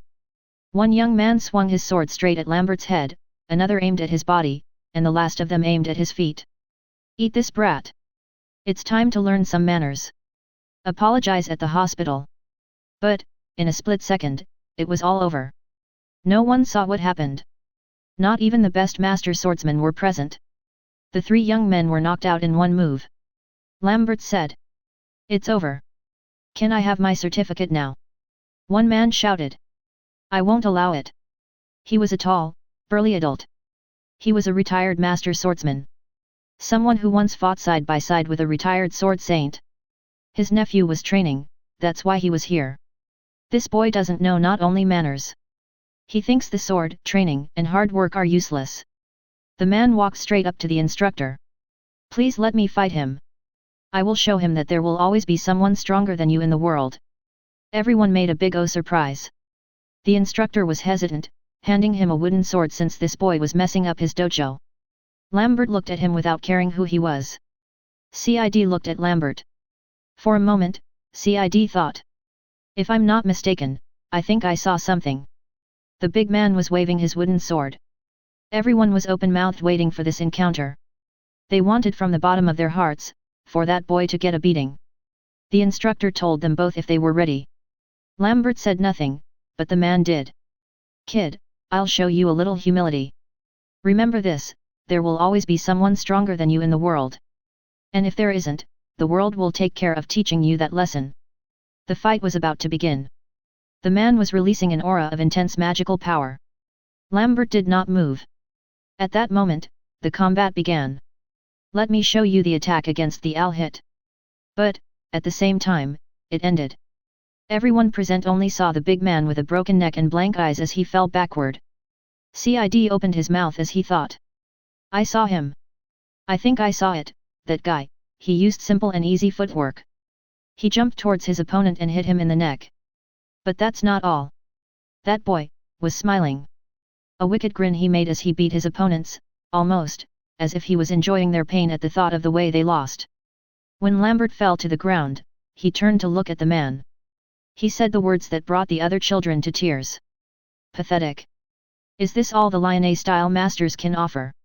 Cid watched as the corners of that child's mouth showed a hideous smile. A child had come screaming. For his uncle who was foaming at the mouth. The next day, Lambert was called with his father to the palace. Cid thought he was going to be lectured. But instead, the emperor himself named him at the age of 10 as a prodigy of the sword, for which he was granted a knighthood and a nickname. The Grey Knight. On that day, Lambert was the last person to belong to the 12 candidates to be the next saint of the sword. At the same time, he is part of the 3 swords. Those who have the best chance of becoming one. Cid understood, no matter how hard he worked, no matter how hard he tried. Lambert was an unreachable wall. He even sent requests for duels against the current sword saints. The palace rejected him for fear that he would be able to defeat them. To Cid, Lambert was a monster who was born with the innate talent of swordsmanship. He did not know if he was the strongest in the world with a sword. What he did know was that Lambert was the most dangerous person he knew. For that reason, Cid made a decision. To confront Lambert. He developed his own style, as the capital style was very annoying to him. He didn't want Razel to face him because he knew he couldn't beat him. But he could. Cid showed his determination to beat Lambert in the most logical way possible. He sped up as fast as he could, and his steed was flying straight towards Lambert. He was ready to attack, he drew his sword waiting for Cid to make a move. But... hey! Lambert's head stopped thinking for a split second. While in Cid's there was only one thought. There's only one way to beat this guy. And that's... in an ambush so stupid, even he can't believe it. Cid's steed had 2 horns for that reason. At full speed, the horns impacted Lambert's steed. Because Lambert is a person who uses logic over reason. Something like this is unimaginable to him. As Sid's steed crashed into Lambert's steed, both were destroyed. Cid hugged Lambert so that Lambert would not try to escape. Lambert only just reacted after the madness he observed. What the hell are you doing? Showing you what they all wished they could do. May you look up as they see you. Lambert was trying to break away from Cid to jump onto a floating stone, but he couldn't. Cid was determined on this, therefore. They were both going to lose. Let go of me. Never. Together lose us. No. Lambert stretched out his arm as he and Cid fell toward the ground at high speed. Your high knees. They were both caught just in time. No one could believe what was happening, the referee shouted. Both contestants fell. It's a draw. The next and final round will begin shortly after an emotional break for me. No one could contradict the referee as everyone was confused. 3 people were staring at Cid and Lambert being brought in on a floating bed. Lambert was angry, biting his lips. While Cid was just laughing while touching his stomach. Elise looked at Cid, who eliminated with a crazy strategy the most dangerous of the opponents. Razel watched as Cid granted him the direct passage to a smooth victory. While Regulus was that idiot Siegburn, cursing his brother while showing a terrifying face for someone very attractive. The next duel will be the decisive one. The one that will mark the fate of the villain and the victory of one of the two sides. Razel against the future White Knight. Chapter 17 Background Character vs Main Capture Target. In the Imperial Palace, Prince Blake was seated. Is that all? He was being briefed on the secret and criminal acts of the Iscariot family. To make his day even more bitter, many members of his faction were corrupt. That bothered him greatly. I'm afraid it does. Those involved have erased evidence of what they have done. It's very difficult to trace them. I understand. It was well past noon and Blake was in a bad mood, then he remembered one thing. Right. Do you know what became of the duel between Lux and Cid? What's with that face? Your Highness. Don't tell me you didn't hear about it. It was a big scandal. What happened? What are you talking about? Blake was very confused and intrigued by what he said. Tell me what happened while I was resting for that headache. The man's mouth was moving, and Blake's face was contorted in horror at what he heard. The bleachers were excited because of who the winner would be. It's unbelievable that the Atli's son and the 4th prince were drawn. The 4th prince did it because he didn't stand a chance against him. Personally, I don't blame him. I would do the same thing. Now there's only that boy left who defeated the 3 friends of Prince Regulus. Who do you think will win? In this match, anyone can win. While in another section, what the 4th prince did was something even I couldn't foresee. I was thinking about what kind of strategy I would use. But something like that is certainly an act to applaud. Really? Of course. If you were someone normal against a child prodigy, how would you win? I'd go all out to destroy his defenses and then his sword. That's something only you would do, Dolph. Now there's only one duel left. Instructor. I just wonder if the winner will be the one who's been smiling at the goddess Alexia. 3 wins in a row. Now only his most annoying opponent remains. Christina and Gordolf looked at the prince, who was reassuring Lambert, who was bowing in an apologetic position known as Dogza. I'm so sorry indeed. I have no words to express how sorry I am, Your Highness. Lamb, calm down, it's okay. No. Of course, it's not. I failed you. I said I'd win and I lost. I lost to someone who fought like a coward. Regulus reached down to grab Lambert's shoulders. Lamb. He called out to him, and the face of the decayed childhood friend lifted in fear. But the smile he found made his tears stop. It's all right. You didn't lose. What Siegburn did was just an act of cowardice. It was a duel. And you're someone who respects the rules. Something like that is impossible to imagine for someone with your intellect. Take it as a joke. A very bad one. Lambert. You didn't lose, they just played a bad joke on you. The tears of the dejected Lambert stopped. Instead, an embarrassed expression with red cheeks appeared. Why, you rewrite. Sorry. I got really carried away with that. Regulus stood up and so did Lambert. He wiped his face with his sleeve. His friend spoke to him as his usual expressionless face returned. Lamb. I'll win, don't worry. Just leave everything to me. In the end, I should have been the one to end this originally. Lambert didn't understand what his friend was talking about, but he didn't give it any more thought. I understand. I'll go get your Pegasus. I'll check it for anything, in the meantime I'll rest. I just need to do one thing while I wait. Regulus smiled as he looked at the audience. To be exact, at Elise. She didn't notice, since she was staring at Razel who was saying to Cid. I must go evacuate many brown babies. Breakfast is just kicking in. Razel ranted. Lily-san, excuse me. I must go to the powder room. Sure. Elise stood up and left her seat. Lily watched her walk away in a direction that wasn't the ladies' room. I walked out of the bathroom after releasing a large bombshell. Well, there were several. I feel so sorry for the janitor who has to clean that up. I wrote on the wall that I was sorry. As I went back to get ready, I met someone unexpected. Hi. The third prince was waiting for me leaning against the wall. He greeted me as if he were a casual friend. After doing so, he approached me to say. We don't know each other and believe me I don't want to either, but how about this? Let's make a deal. A deal? I said intrigued. Yes. You see, I'm confident I'm not going to lose. But it never hurts to have insurance. His thinking is the same as mine. It terrifies me a little. May I know what makes you think you will win? It's simple. He smiled as if he were an insurance salesman, a very devilish one. By the simple fact that I am third in the line of succession. From birth, I had a certain rank in the palace court. My childhood was surrounded by annoying adults who wanted to greet me and belong to my faction. My mother took care of them for me. Leaving that aside, there's the other fact. Your family. I made a bad expression as I heard him say that. Don't misunderstand me. It's not a threat. Your family will only live annoyed by those who are offended by insulting the imperial crown. I warned my family what I was going to do. Their responses were surprising. My mother said. Making a girl cry is terrible. As her mother, she would be very ashamed, and as a woman, for her to do that to her fiancé deserves a good smack. Hit him hard across the mouth.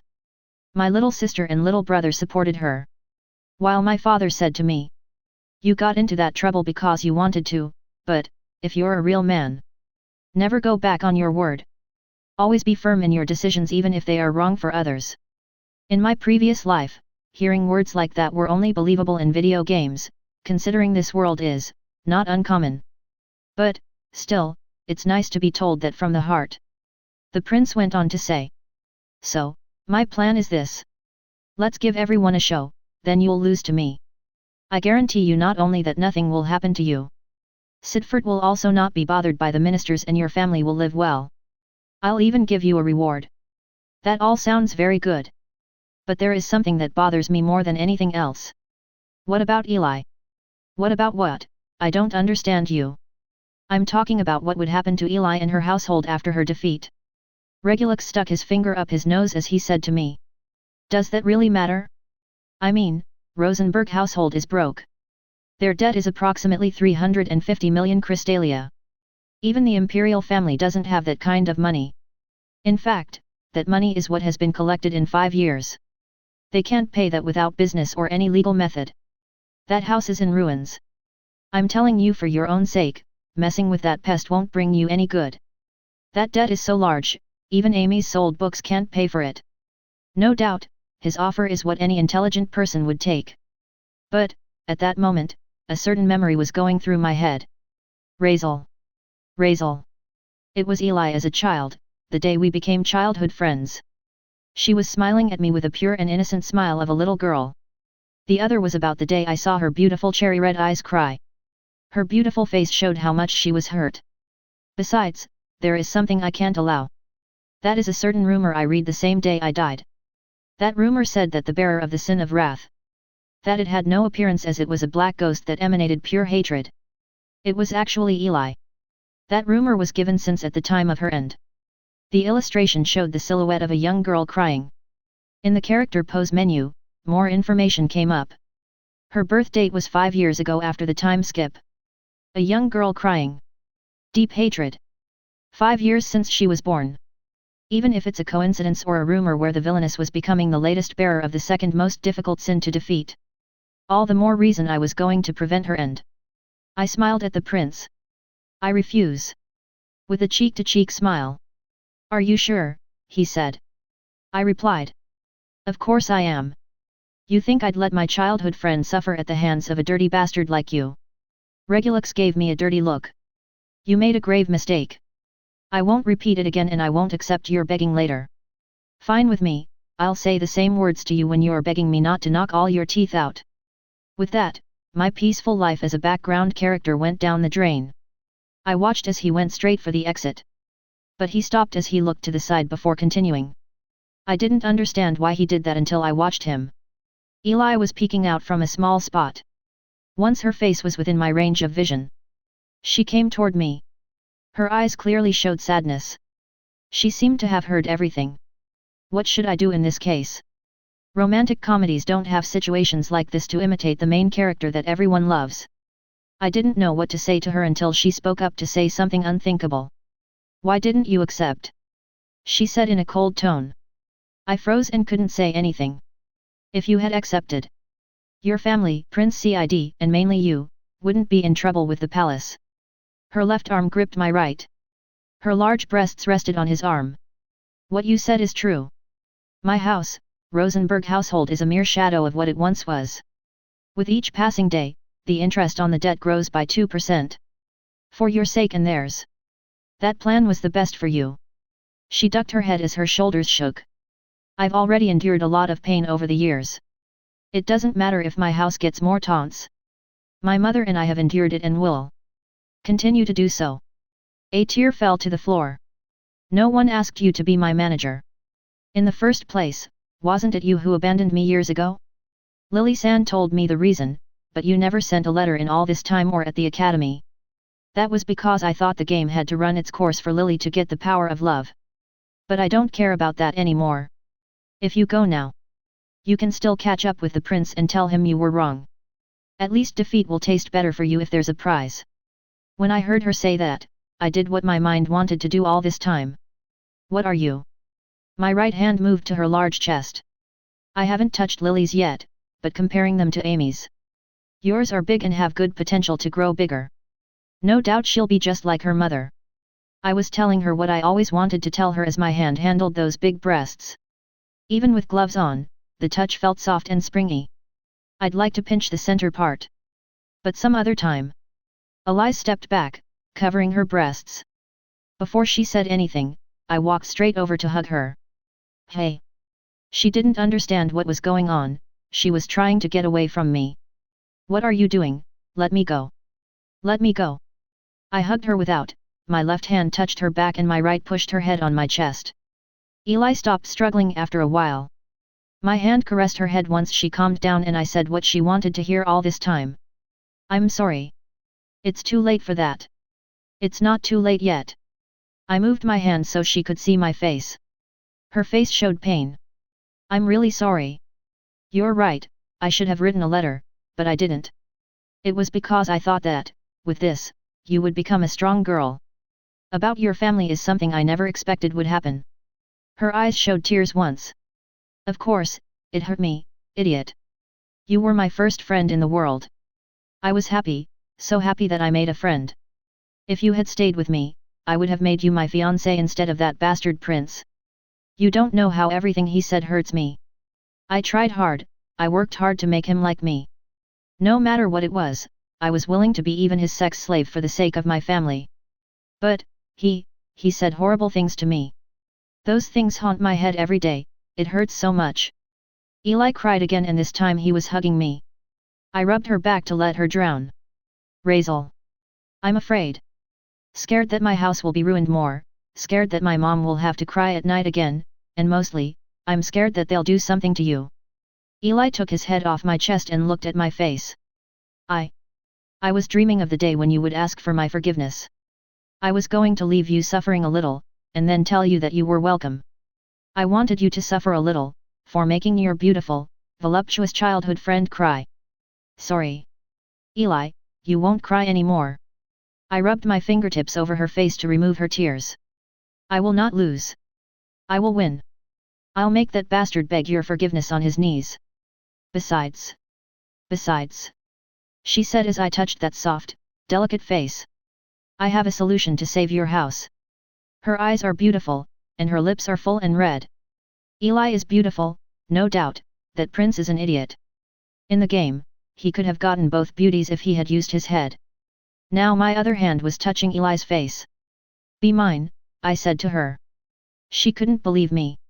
If you give me the title of your house, and I become the next head of a ducal house, the prestigious Rosenberg household will return to the pinnacle of the fame it once held. Razel, what are you? I shut her up so she wouldn't talk anymore. And the method of doing so was to insert my tongue into her mouth. Apparently, it was Eli's first kiss. She showed a little resistance, but then she let herself go. We kissed for a while. My tongue was coming out of his mouth, leaving a small trail of saliva. I looked into his beautiful eyes with my ugly black eyes. Eli, I can't tell you that I love you from my heart, as I don't know that feeling. But, if love is the desire to be together with someone and protect it, then I love you. That's the worst declaration of love in the history of mankind, I'm sure of it. I would have broken into pieces if I were still a virgin. But she touched my left hand with both hands. I don't know what love is either, but in time I think I can develop it to its fullest. So, I accept. Razel, become my future husband once you defeat the prince. I am a future upstart baron. My future is sad. But, if I become a duke, my future will be safe. So, my future wife. Wait in your seat. I'll show you the battered head of your former fiancé. Eli was still with her eyes closed, smiling. Yes. Win, please. With those words, we again gave each other a loving kiss. At the same time, my harem has increased and I have a future legal wife. I would have liked that your mother to be joined in my harem. She is beautiful and her breasts are huge, so it would be a waste for a woman like her who deserves love to end up alone forever. I promise your mom will never cry at night again, at least not in a sad way. Anyway, I must go to prepare for my fight. I returned to Cid, who had my pegasus ready. A new bat too. I brought a spare as I don't want to show my trump card. What's with that face? Cid was asking me about my weird face. It was happiness. I had made peace with Eli and at the same time, we declared our love for each other, which should develop. Once I beat the prince, my future will be glorious. The annoying part will be how to explain to Lily and vice versa. At the other end was Regulus riding his white pegasus. It was a beautiful bench like an angel. His name in the game was Weiss. He was ready. Before I climbed up, I looked at the bleachers. I could observe my two women staring at me. Lily smiling at me with her angelic smile and Eli smiling at me like a wife wishing her husband well. It makes me happy. Now, my chance of winning has increased by 110%. I got on Schwarz and got in line to go out. Regulus said something to me while showing a beautiful decorative sword to intimidate me. I will show no mercy. Same. And so, the referee gave the words most awaited by all. The final duel begins. Razel Bartlett vs His Highness, the third prince, Regulus von Brise. And with that, we both went flying off. Apparently, we were headed for the same place, the Great White Mountain. For me, that place is a way to defend myself and attack, but for the prince, it would be a very simple method of preventing me from escaping. Once we were close, he began the attack. Light magic, Orion whip. A golden whip manifested in his hand. I couldn't see the range, but when he swung it, it grew very long and hit the air near me and a small explosion sounded. No doubt, if it touches me it will be bad. But it doesn't matter. Once I was near the mountain, I took out my bat. Come! I shouted to him. His hand moved to make several moves. My bat was ready, it repelled all his attacks since the light magic he uses, is only energy. A fireball is more lethal than that. That's why, in the game and this world, light magic was useless. No one really cared, that's why the prince felt nothing about having the rarest magic to use. Mine was the second. That's it, come on, it's no big deal. My blows with the bat repelled every lash due to the electricity it's imbued with. The blows generated sparks and the lashes were deflected into the mountain and the surrounding area. I laughed. Ha ha ha, that's all the third prince's magic can do. Really? You talk a lot of shit about Eli, but you're no big deal. I'll definitely enjoy it a lot when you humiliate yourself by apologizing to her. My aptitude was not befitting that of a background character like me. For some reason,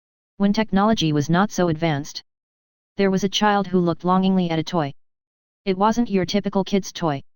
It was a toy that only rich kids could buy. It was known as a pegasus. And it was used in sports more than anything else.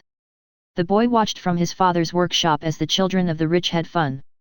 He went to his father who was working hard to ask him, "Father, could you buy me a pegasus?" The father stopped hammering to turn in annoyance to his son. "We don't have the money for it." "I know, I just wanted to confirm." "Don't worry." The boy walked away with a downcast face. His father turned his face very annoyed.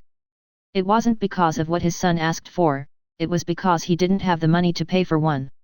He was a master craftsman in the creation of Pegasus. He got orders daily for the pieces. They could live well thanks to that. The problem was that living well and having plenty are opposites. Because of taxes, they only had enough to eat and wear. His father once had that dream too. He understood his son's feelings. It pained him not to be able to give him a toy. But then one day, a request came in. That request was normal. Build a Pegasus for a child. The man almost had it, until the customer came painfully to say, "Would you like to personalize it?" "Yes. My little boy heard that his little friends were doing it too. So, my son wants a personalized one too." But Mr. Customer, I already have everything ready in advance for what you asked for. Forget about it. I came to tell you that and bring you new parts." Some men in suits came in with new parts for customization. The craftsman said, "I understand. But what should I do with these pieces?" He pointed to the large mountain of spare parts for the original steed he was to build. The nobleman selflessly touched his mustache as he said, "Throw them away or keep them. I don't care." With those words, the nobleman and his subordinates left. His father was upset, he had to start all over again. Just as he took out his pencil to draw, he once again visualized his son looking out the window. Then, he looked at the drawing plan on the table. Then, an idea came to him. The next day, he put up a sign that read, "Customizations are made to your mechanical steeds." Orders came in like hotcakes. Months passed and then years. One day, the man hit his head. Damn! In front of him was an object covered in sheets. "I can't make it work. I worked too hard to the point of getting sick and losing feeling in my fingers to buy a magic stone. But even with that, it won't turn on." The man before leaving his workshop turned off the light. As he closed the door he said, "Not everything can come true." In that dark room, a small object glowed little by little. In this world, they were known as mythological beings. Fairies they were called. Those fairies lived hidden from humans. A long time ago, fairies were hunted for their beautiful transparent wings or sold as pets. Their fear of humans was so great that they hid forever. The little fairy had no form. She had been living in this workshop since the generation of the great-grandfather of the man who came out. Every day, hidden, she watched as they worked hard. Fairies have a lifespan. In this world, there is no such thing as something that can live forever. The fairy, who was using her last strength to fly. She approached the tools. She could hear their voices. "I want to work. I don't want to give up. Please work. Or otherwise, our existence will be useless." In Razel's previous life, there was a story about a puppeteer who wished for a son. He built a puppet, and it came to life. The developers thought it was an absurd idea and it was scrapped. Or so they thought. The little fairy listened to the tools. "Please. Please, it works. I don't want the master to be unhappy. The little young master wants to be happy. I want him to be happy." Then, with her last strength, the fairy approached the engine of the steed. She gave me a kiss and disappeared. But at that moment, the steed's eyes glowed bright red. The next morning, the man could not believe his eyes. He had built a steed, Pegasus, that was painted black due to the fact that it was the only thing left over from the scraps that the nobles discarded. It was working. When he went downstairs to enter his workshop, he found the engine running. It was purring just like a motorcycle. The man called his son. The still sleepy boy asked, "What's wrong?" The children's mouths and eyes opened like avocados at the sight of his gift. "Congratulations, son. Your present." The boy ran to hug his dad and asked him a million questions. The most important was one. "What's its name?" The man didn't know what to answer. But, seeing the black color of the pegasus. He said, "Schwarz? Like his jet black color. That's what he will be called." The boy was really happy. The years went by. And both the boy and the steed. This is impossible. They were making history. This can't be. It must be a lie. The boy was now a full-fledged man. He managed seconds ago to win a nationwide competition. No one could believe that a commoner was capable of doing that. His father, who was in the stands, was crying, smudging his grey mustache. His son was also crying, mounted from the steed that was built by his own father. Years went by. Years, lustrums, and decades. That jet-black steed became a legend. His name was known as the Black Lightning. It was so fast that only a spot of black was visible. The family of that master craftsman became important nobles. They entered the world of justing and sports as champions. Only using the same model. They said it was blessed by the goddess. All models of Pegasus were made based on that legend. Everyone wanted to have one like that. A normal day like any other. Victory would come to that family. Until that is what happened. No. The descendant of that master craftsman was competing in a race. The race was almost won. Schwarz was in the lead as usual. But his driver was a very impatient man. He accelerated to the point where, if he tried to brake, he would crash anyway. That's what happened. To everyone's misfortune, that incident took the lives of bystanders. Including that of his firstborn son and wife. The family was branded as cheaters among other things. The steed was even detained for an investigation. Of course, many of them were people envious of his fame. There was nothing wrong with the steed. The man had a multimillion demand. He lost everything. The steed that made them famous was thrown away, never to be seen again. The steed's eye watched his morning go as he threw it away. As it was raining. It looked like the steed was crying as it watched its owner leave. How long has it been? Schwarz wondered. After many living together with those who loved him, he gained a conscience. That conscience now wondered various things. Among them, whether it was his fault for not slowing down. My master was driving too fast. If I had just slowed down a little, it wouldn't have happened. It was my fault. I'm completely useless. Yes. I'm granted a second chance. This one time. I promise I'll protect him this time. No matter who is next. I will protect my master from any danger. Then, Schwarz heard voices approaching. Hey, Cid, are you sure there's a Pegasus here I can use? The janitor said he saw 1 year ago. That no one's ever come in here but him. But this place is huge with a capital letter. Schwarz thought as the voices came closer. This is the chance the heavens gave me. If so, I promise I will never lose again. I only wish to run by my master's side. I promise I will never again put him in danger because of me. Oh. I found it. Are you serious, Cid? Yes. Please grant me a chance is all I ask. I will never betray you or let anything like that happen again.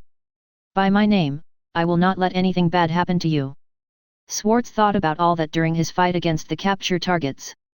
Every time Razel did something crazy, it was Schwarz who helped his master create that miracle. Right now, that master was in imminent danger. The defeat was clear. But Schwarz swore before the heavens never to lose to his master again. The swords of light danced along with the black body. The spectators in the stands could not believe it. To them, something strange was happening. It's fascinating. Not a single attack was touching that large black body.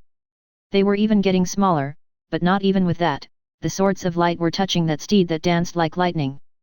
How beautiful! Lily said as she was backed up by Elise. No doubt. For a black figure, it dances in the sky like a bird. To everyone, it should be a magical metal target flying wildly. But what they saw was something else. They saw. To my master. A beautiful true black Pegasus galloping in the sky. Its beautiful wings black as night reflected the light. His great black body shone, marking every part of his body. The swords of light, no matter how fast they flew, they would never reach out to touch that jet black heavenly body. That was Schwarz. The black steed plows through the skies like dark lightning in the daytime. I will never lose again. The big jet black body galloped fiercely in that burst of light. Its head was going straight against the white steed. Then, Regulus panicked. He drew his sword, as Razel came to. He didn't understand what was happening, but the prince was in front of him, using his bat as a weapon. At that moment Schwarz collided with Weiss. The weapons of both combatants were letting sparks fly. Razel shouted, while his partner, "Go, master! Hit him with every thigh." From the bottom of his metallic heart, he supported his master. He generated a great speed that Regulux's steed could not withstand. Little by little the head was sinking and the wings were coming off one by one. That steed was of the highest quality. The materials were expensive and foreign. But even so, he was falling apart while his opponent was still intact. "This is the end, Prince!" Razel was shouting in front of Regulux's face. His handsome face was showing despair. The onlookers watched as they quickly approached. Everyone was screaming. Some support the prince. Others for Razel. But it was only the voices of the participants that echoed the most in the atmosphere. Regulux released his hand and manifested a large magic circle behind him. Several meters remained to get closer. Light magic, the radiance of the cosmos. From the magic circle shot out missiles made of light. They were rapidly approaching them. Regulux used all his strength as he tried to move away from Razel. Instead, Razel would not allow it. As the missiles approached, he momentarily set the prince free. He hit each and every one of the missiles straight into the mountain. A huge explosion happened, but that didn't matter to him. His bat is imbued with electricity. He struck the steed's head and then lifted it against him. Now Regulux was motionless and defeat was evident. But, the prince's smile made a crescent. Razel before lowering his bat felt something lightly hit his cheek. That lightness became very hard seconds later. Then, the sky was upside down. He didn't understand what was happening until he saw it. Regulux used his free hand to create a small light whip. The blow was hard enough to knock him off his feet. But in that instant, Schwarz by himself descended to reach him before he fell. Not even 10 seconds passed since Razel fell. The prince used a magic circle to keep his steed in the air. But, the victory was evident. The winner without a doubt is. "It's my victory, nobody guy." The prince, just like in the game. "What the hell are you talking about?" Razel shouted. "I haven't lost. Besides, you can't go on anymore." Buletin made that sound the prince in denial. "I am in the air. You fell down. It's my victory." Razel emanated a murderous aura. "Don't fuck with me, if you talk like that, then I won first." "Ah ha ha ha, what a sore loser. Face it, I won. I'm still in the air and you fell. It was momentarily and now I'm in the air. I never touched the ground." "That doesn't matter," said the prince after getting up and pointing to the referee. "The referee already declared the winner as you fell." "What did you say?" Razel watched the referee who was making a complicated face. He shouted at Razel. The winner is Prince Regulux. Therefore, he wins the bet." When he heard those words, he immediately turned in the direction of the girls. He used his hawk eye to see them. Lily was comforting Elise who was crying as if she had just learned of the passing of a loved one. Then he looked at Cid, who was showing a face of nothing but horror at this outcome. Lambert, on the other hand, was showing a face that said, "It's normal the result." Just like the game, the prince won and the villainess's ending was as follows.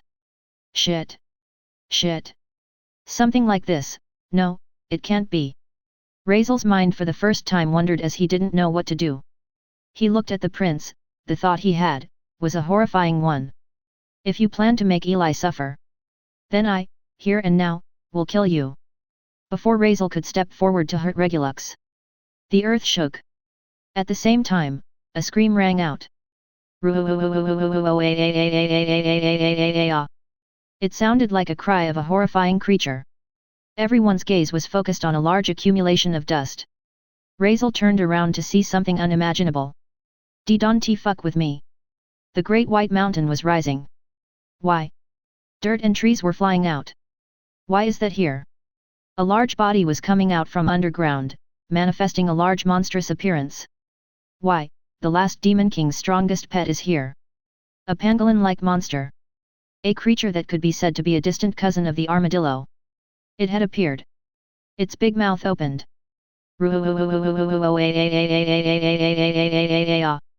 Everyone present was terrified. Only Razel knew who this creature was. It was the only one of its kind in the world. It was Xerxes, the devourer of cities. An enemy that to defeat it, you had to sacrifice a city in the game. Chapter 19 Unstoppable Attack. The situation became really bad. First of all, I lost to the bastard prince. Just when I thought it couldn't get any worse, a game event happens. A huge creature resembling a giant armadillo appeared. It was called Xerxes in the game. That's because the color of its carapace is white. Its skin is a mixture of brown and gold. He is perhaps 1,000 meters tall and 2,000 meters wide. It was the favorite pet of the last demon king. In the game, it was never explained how it came to the empire. What I did know was that this thing was a really difficult problem to defeat. I expected the protagonist and the capture targets to take care of it. But, the shit I'm seeing right now doesn't make me happy at all. What the hell are you doing here? How did you get to the empire before the 4 years time skip? Have you always been here? Damn it! How can I defeat that thing?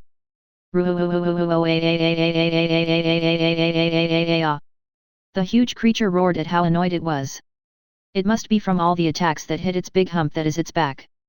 To make it all worse, this thing had a 700% defense. In other words, to defeat it we had to sacrifice an entire city while attacking it. It would set about destroying everything.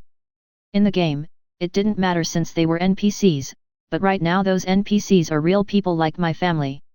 So what the hell should I do to defeat him? If only I had told Amy what I was going to do, she would have sneaked over and then helped me. Oh, Amy, save me. The huge monster roared furiously, its eyes staring at Regulux. Then, I watched it perform a game attack. Big stomp. His right paw lifted, and tree debris and dirt fell. Being as high in the air as he could, he brought it down at great speed. The earth was rising and rippling. It looked like a tsunami. That tsunami of the earth was headed straight for the prince. I was scared, I didn't know what to do. I could go to save him, but I decided not to. The great column of earth rose so high that it hit him in such a way that his pegasus was instantly destroyed and he was thrown skyward. Your Highness! I heard a voice, it was Lambert shouting at the sight of the trash prince still in the air. Before I turned to see him, he disappeared. But then I felt a fading presence. It was him. He was leaping through the earth and debris at high speed, leaving an illusory silhouette of his image. Like a princess, he caught the prince who had his eyes rolled back in his head. Lux, come in. Are you all right, Lux? Lambert was returning to the place where his resting side was. He laid him down and some healers came to see him. But that doesn't matter now, it's only this thing that's going to kill us all that matters. What the hell should I do? What's that? Oh, we're going to die. I want to live. The audience was screaming in fear and running like crazy at the sight of the huge monster that emerged from the ground. Only 2 figures were calm. Did you imagine something like this could happen, Dolph? Of course not, instructor.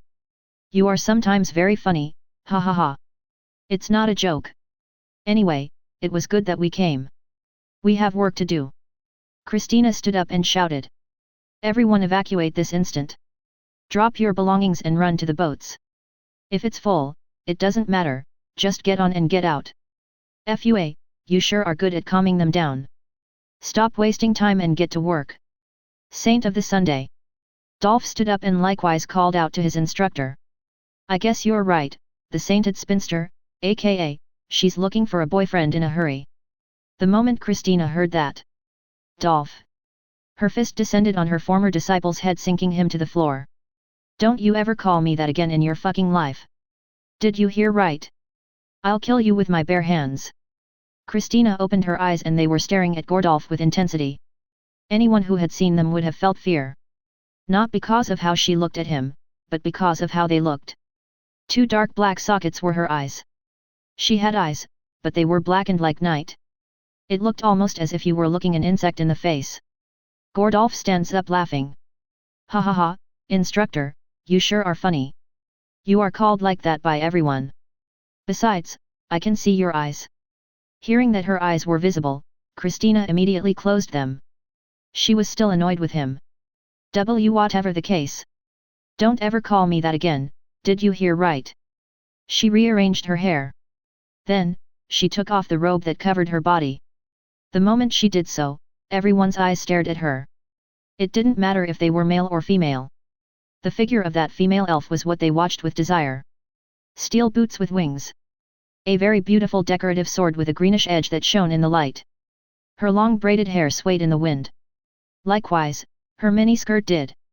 It was a mix between a playful and a rebellious look. Her full belly was exposed. She was very curvaceous, not even the muscles she had were noticeable. She was almost like a very thin model. Above her stomach, what she called cleavage. There was a steel bikini that held in place two huge fleshy fruits. They were covered, but an opening at the top was visible so they could breathe. The reason she was hated by the female players was because of that. Christina was very sensual. Women were envious of a fictional character. For that reason alone, they would send toxic comments to the developers. They had to kill her at an event to stop getting those comments.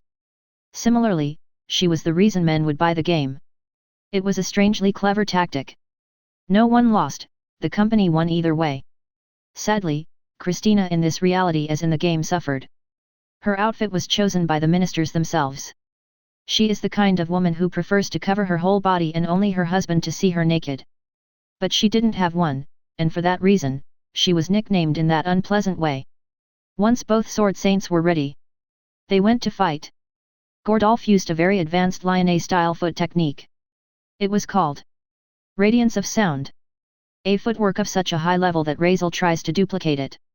The swordsman gathers the magical power within him, directing it to his feet.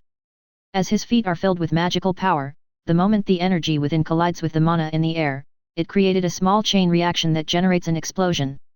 In other words, a master swordsman can leap into the air and run at great speeds. Gordolf jumped in a straight line toward the monster, while Christina recited a spell. Elven magic, nymph wings. Beautiful, transparent angel wings grew on her back. Like a bird, Christina took a slight leap and began to fly. Her appearance as she took to the skies closely resembled a Valkyrie. Her beautiful appearance combined with her sword and bikini armor made her a femme fatale. The two sword saints were heading to fight head-on with the creature that was still motionless. The first to attack was Gordolf. Fire magic, flaming pillar of Sir Tuur. Then his mentor. Elven magic, Deirdre's celestial court. Christina made several diagonal movements, a crescent-shaped light flew at high speed, at the same time as Gordolf's whirlwind-shaped pillar. Both attacks met and one of the players' favorite combat systems was born. Combined mob. Deirdre's flaming spiral. A green-colored whirlwind was coming at high speed straight at the monster. The impact was great. Its head and back were hit that even knocked back. This was the power of two of the four sword saints. But, it had no effect. The huge monster was furrowing where its eyebrows should be. Annoyed. It did the same thing again as it did a short while ago. This time it was not one, but two of its paws. It was a double big stomp. This time it was not one, but two of his paws. It was a double big stomp. This time it was no longer a tsunami, but a tidal wave of earth. The ground was being lifted and trees were flying. It was coming right at the place where the audience was still evacuating. But they would not allow it. Dolph. I know. Christina put her sword forward, the edge gleaming as she raised her voice.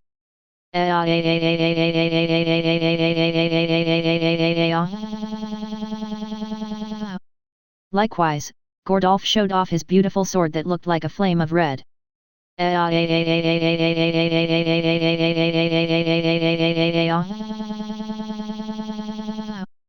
Magical power was gathering in them, then, a combined attack came. Fire magic. Elven magic. The red and green glow made them look like as shooting stars. Then, in unison, the attack to repel that tidal wave of the earth was launched. Elemental judgment. A wall of fire accompanied by gigantic spears of air manifested in the air. The spears struck like drills at the tidal wave and gradually stopped it, but it was still very strong. The wall of fire, upon impact with the tidal wave and the spears, made the spears turn into flames which pierced with more force the great mountain of earth that continued to come at great speed. Both of them. They were hit and swept away. Fortunately for them, the audience managed to evacuate just in time. But not for them. Both back saints were hit by the tidal wave and the structure. It was a frontal and rear attack. A huge explosion of the earth occurred. Gordolf and Christina went flying through the air. They could be seen covered in blood. They fell in different areas, generating a great roar. Razel saw it all. He could not believe it. 2 of the strongest in the empire were defeated. Just then, the creature was on the move. It roared again, and this time, another event happened. In the distance, a group of creatures was rapidly approaching. The direction was where the Vanfield forest was. Razel thought as he saw that. So, the reason for being underground is because those things were his minions. It seems crazy, but monsters have hierarchies too. There's no other choice. We have to get the hell out of here. Razel turned around to get on a boat and get the hell out of there. But, at that moment, at the speed of a blink of an eye, a rock flew straight at him.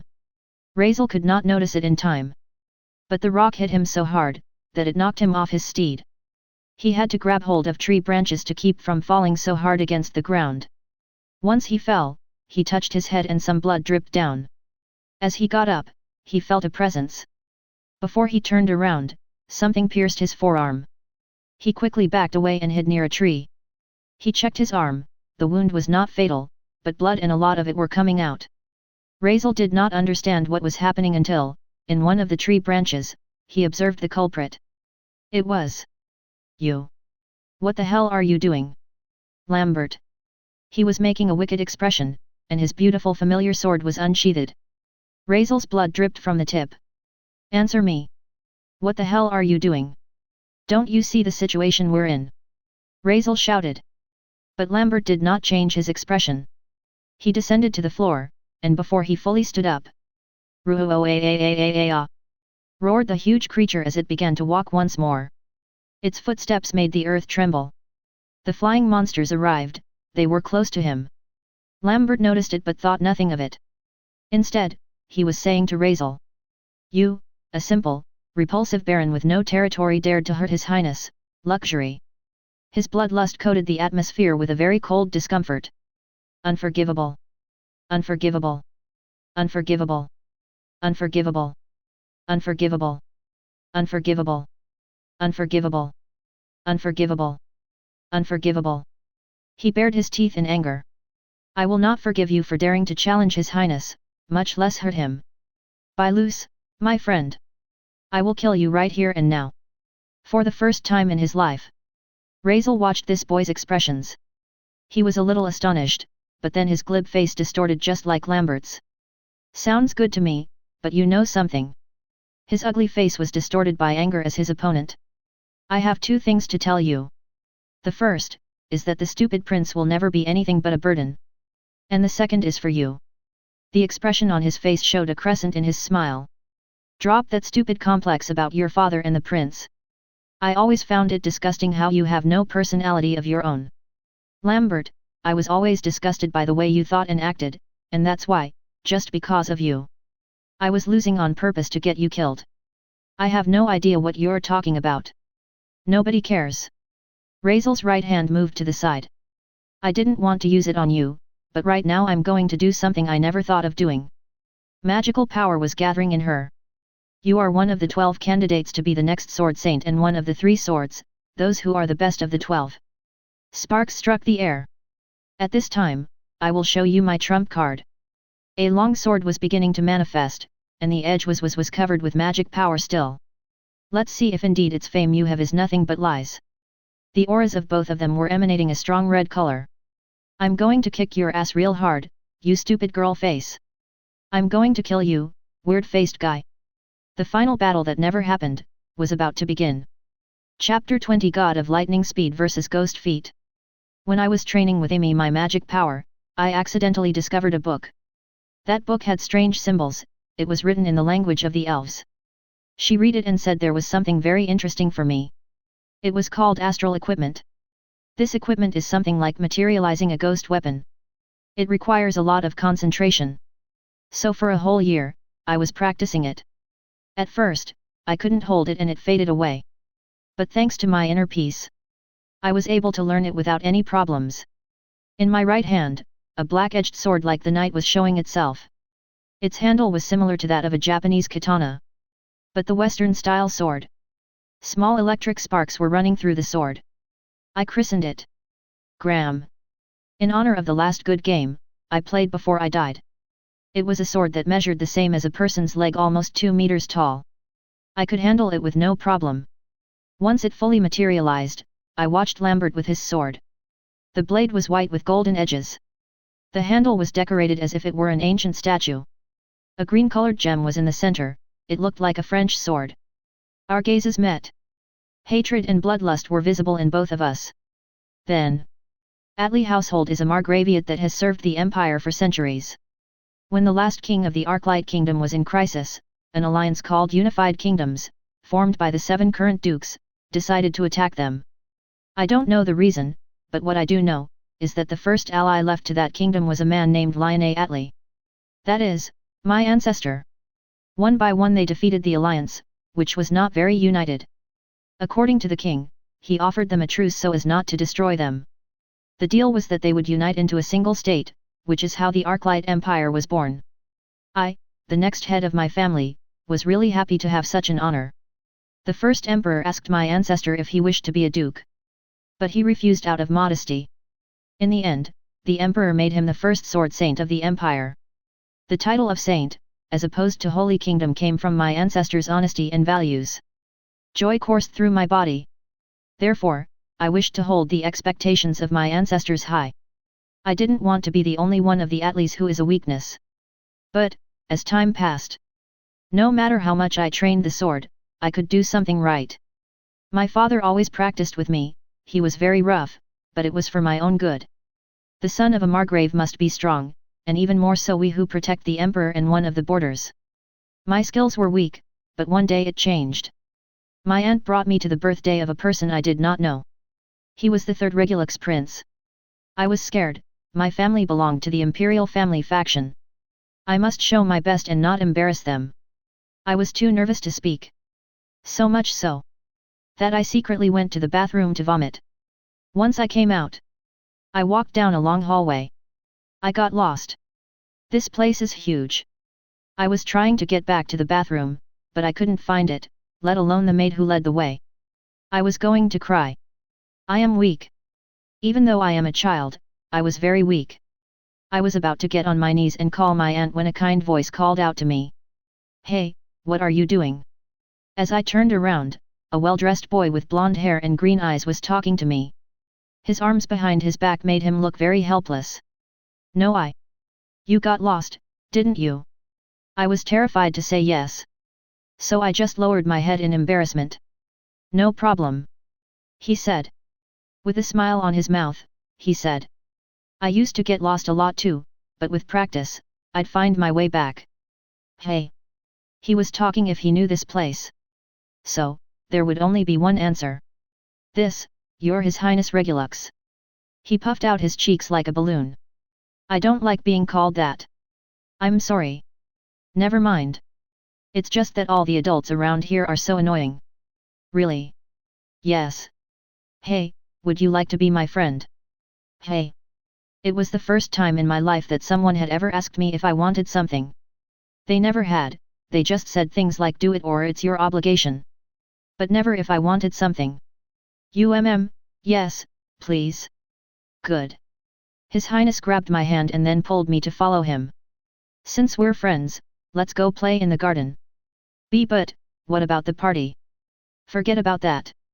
They just use it to get together." It was like that, how I met my first friend.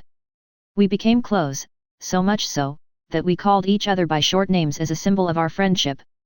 I was happy, so much so, that I swore something to myself. I will protect him. I will dedicate my sword to protect him and thus, one day become a sword saint like my ancestor. For, I am sure, Lux will become emperor. He always tells me that there are problems with faction stuff between his older brothers.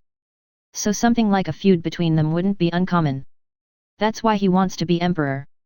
To put an end to those pesky family feuds. I was happy about his resolution, to the point that for some strange reason, I felt a tingling in my stomach. I guess I shouldn't have eaten too many sweets. One day, Lux spoke his truths to his fiancée. I always told her that I shouldn't meddle in her personal affairs, but a strange boy and his half-brother, the 4th prince, did a foolish thing like picking a fight with Lux. He agreed to the duel, and that's how we ended up here. I lost in a very cowardly way at the hands of the useless prince. Then Lux forgave me for losing even though I had sworn to him that I would win. He is a great man no doubt, I would like to have a younger sister and have her betrothed to him. Then we would be a real family.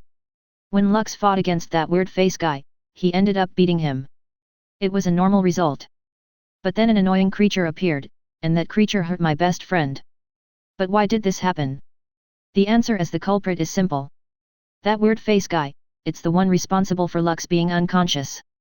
I won't let him escape. I will use this opportunity to kill him to erase a future problem for him. I pointed my sword, the inheritance of the first sword saint, at him. Our battle began. Razel and Lambert were ready to fight. Both of their swords were ready, their feet gathered magic power to rush out instantly. But at that moment they forgot that Xerxes was present. He seemed to be fighting against the ships of the people who came to watch the duel. He used his technique again. Big stomp. The area where the two were standing was right next to each other. They were lifted by the blow, then hit as they fell, but it didn't end there. The ground was fractured in two. One part was caved in and the other lifted up as if it were a ladder. Razel was trying to grab onto a tree to keep from falling. But Lambert gave him no chance. Using falling speed, he was going for Razel's neck. He realized what his opponent was up to, so he let go so he wouldn't cut. Lambert's sword attack was so sharp that it cut the tree in half like butter. But it didn't end there. Seeing that Razel was heading to a place not so steep, he decided to follow him. The magic attribute of both of them was the same, lightning. Razel activated his ability which he used against Squall. God of lightning speed. His body glowed a beautiful light blue as he ran. Lambert was not going to let him escape. As a Lyonnais-style practitioner, it was normal to learn the footwork. But the footwork he learned was a different one. It involved his magic attribute. He called it Ghost Feet. Leaving a residual illusory figure, Lambert was approaching Razel at high speed. Debris from the earth and trees were falling in the direction of both of them. Razel was cutting trees and after cutting the last one fell in front of him. He watched Lambert swinging his sword up and down to finish him off. You fucking cheat! Razel shouted as he defended himself. Left and right, up and down. Blows of metal against metal and blue sparks echoed in that great clatter. Blue light from Razel's sword left a dazzling shadow each time he defended himself. He couldn't attack, in the situation he was in, he had to watch his surroundings so he wouldn't trip or crash into a tree. The moment his eyes were not on his opponent, Lambert used a special attack. Lightning magic, great catastrophe. A bright light emanated from his sword, it approached Razel and he dodged it. A huge explosion happened. Razel jumped straight to the side and was now rolling downhill. Lambert was running towards him, leaving a shadow of himself that vanished almost instantly. When he made the same move again, Razel prevented it by swinging his sword upward. But Lambert didn't care, with the same force it was thrown, he brought it down. Razel dodged it.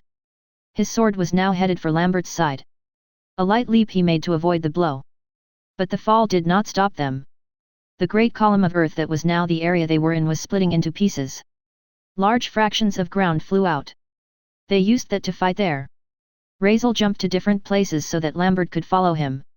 He stood waiting for him in a very large one, the size of a basketball court. Once Lambert arrived, they resumed their battle. Razel was approaching, left to right. He would back up and move forward to strike his opponent. The bloodlust of both was so great, that anyone could tell that these blows were intended to kill the other. They were classmates from the same academy. Even if they didn't know each other or were friends, trying to kill each other was wrong. Lambert was hitting Razel with all the force he could muster. He screamed as sweat poured from his forehead. Why, how is that possible? I'm stronger than you. Why can't I defeat you easily? Lambert couldn't understand. He was one of the swordsmen who had surpassed the master level. He was having trouble with a nobody. In practice, he would look at those who had potential. But none of them were worth the trouble. So, why was Razel so strong? The blows of their swords resounded more and more. Lambert was so annoyed, that he purposely destroyed the ground where they were standing. All the fractions of land were still flying, but the one they were both fighting on, it began to fall. In the middle of that fall, Lambert was trying to kill Razel. They were both falling at high speed toward the ground. Razel pushed Lambert to go a ground that was still in the air. But he wouldn't allow it. In a savage way, Lambert grabbed Razel by the collar of his clothes to push him to the ground. They were closer and closer to his death. But they didn't care about that.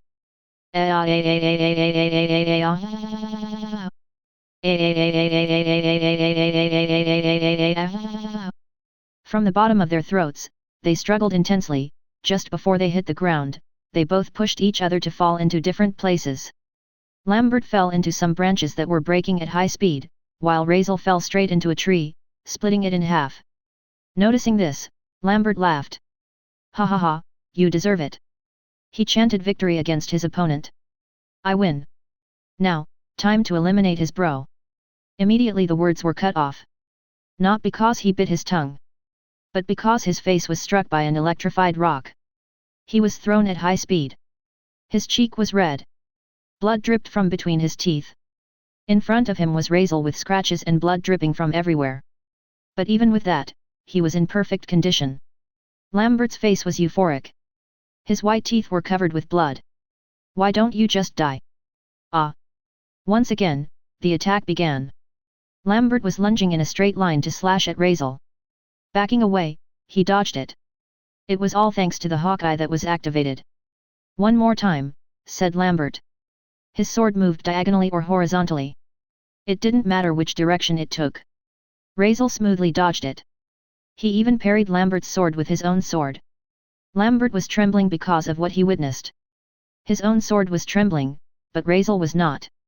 Then, for the first time in the fight and in his life, he stepped back. What was that? His sword was shaking. No, it was his hand that was doing it. Lambert was watching something he had never seen in his entire life. Razel was emanating a strange black aura. That aura took the shape of a skull with red eyes. He was laughing gloomily. Lambert looked into the eyes of that skull and a message appeared in his head. Instant death. That was what he saw. His own death was being announced if he continued to fight this opponent. Lambert had different thoughts as he gasped. What is this? Why? Why do I feel afraid of this guy? I don't understand, he's just a normal guy who made the worst mistake of his life. Fighting those three shouldn't have been a big deal. But this is out of this world. A blow came to his untouched cheek. It was his own hand. Don't fuck with me. He glared angrily at Razel. A guy like you. A moron like you. His teeth were being pressed so hard, blood was coming out of his gums. A dirty bastard like you can never defeat me. That doesn't matter to me anymore. Lambert never noticed that Razel had moved right behind him. As he slowly, like in a horror movie, turned around, Razel was striking his cheek with the handle of his sword. Lambert was sent flying several meters in a straight line. Little by little he went down until he crashed. Like a car crash, he left a great deal of damage wherever he fell. He was briefly unconscious. But he raised his head. Blood was dripping from his mouth, nose, ears, and eyes. He couldn't understand what was happening. He was supposed to be strong. He was part of the 12 candidates to be the next sword saint. Part of the 3 swords are those that are better than a master swordsman. So, why was he losing? Lambert didn't understand anything, his head was still spinning. Slowly, Razel was approaching. Lambert used all his strength to stand up. His legs were shaking. His sword, which was a family heirloom, had cracks and seemed to be about to break in two at any moment. One of his eyes was soaked in blood. No one could imagine that his condition had been caused by a nobody. Lambert muttered. You're not a mere human, are you? Shadows covered Razel's face. For a second, Lambert was reminded of the mysterious criminal named Lick that has been talked about in the palace lately. He burst out laughing. No, that can't be. Now that would be silly. The laughter echoed in time with the destruction behind him. Lambert was smiling. His smile was calm, but it gave a sinister feeling. This is the first time in my life I've ever tasted my own blood. It's just like chewing iron, very disgusting. Razel did not respond. Without hesitation, Lambert's sword was raised to point at him. You are dangerous and very much so. I will not allow you anywhere near His Highness. Lux. Here and now, I will finish you. Lambert smiled with his teeth covered in blood. This is a battle to the death between the two of us. If you beat me, I will acknowledge that you are stronger than all the candidates combined.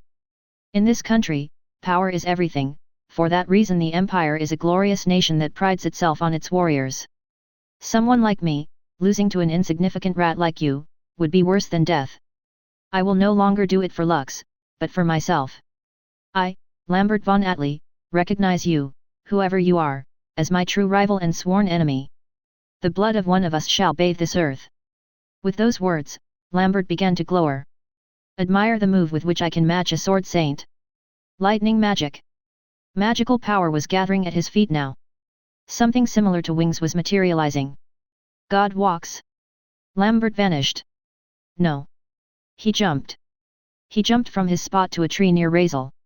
Razel wasn't even looking. Then he repeated that pattern until he left a glittering trail. Tree after tree was hit by his feet, leaving a blue trail. He would yell at Razel as he almost touched him. This move allows me to leave residual images of me. No matter what you see, you'll never guess which one is me. An army of Lambert clones jumped back and forth, trying to cut Razel down and failing. This was the final move he was learning in the game. Razel knew it perfectly. He sighed a little and then said to Lambert approaching from above to cut him in half. You know, I used to be like you. For a moment, Lambert lost focus. Razel turned his face toward him. A sinister smile was mirrored, the blood not helping to take away the sinister. It was a joke, idiot. I just wanted to try that phrase and see how effective it was. It seems to only work on self-conscious guys like you. Lambert, seeing how he was being teased, shouted at the top of his lungs. You miserable son of a... He was stunned by what he was observing. Let me show you a real secret technique to wipe out your enemies. Lightning magic. Imitating a move from an anime he saw long ago. Razel's arms glowed, seemed to move slightly, and then... flurry of super-fast strikes. Both arms disappeared. No. The arms moved at a speed similar to a swallow's flutter. They were so fast, only the palms of the fists could be seen. Those fists were moving at high speed against Lambert. Hundreds of them were inches away from touching his body. Ribs, kidneys, heart, intestines, and, above all, the face. Little by little they were sinking from the force of the impact. Before he could feel anything, Lambert muttered something that Razel did not hear. Lux, I guess, I can be a sword saint, can't I? Hey! At that moment, a new world of pain opened up for Lambert. Lambert's body was being ground into blows that traveled at a speed that, without exaggeration, could be said to be the speed of light. His eyes were blank, only the odd sound came out of his mouth. It was only 20 seconds before Razel stopped. But before he did, he threw one last punch against his jaw, sending him flying straight into the sky. Lambert was no longer conscious, but to Razel, that didn't matter.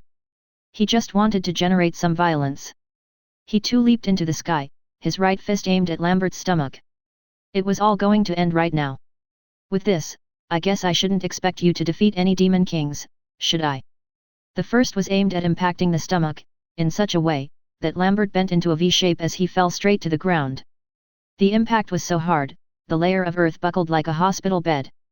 There, covered in dirt and blood and missing a few teeth, his eyes rolled back in his head. There lay the strongest capture target, and also, the next sword saint.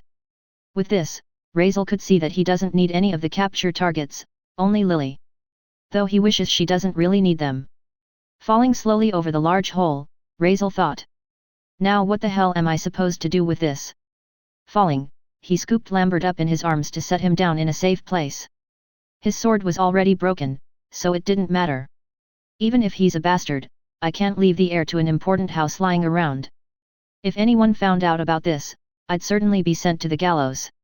As he checked where to leave Lambert's badly wounded man, he remembered that there was another menace. As he looked in the direction where Xerxes should now be, Razel shouted. What the hell? And inadvertently, he dropped Lambert. From what he could see. Chapter 21. For the sake of my friends.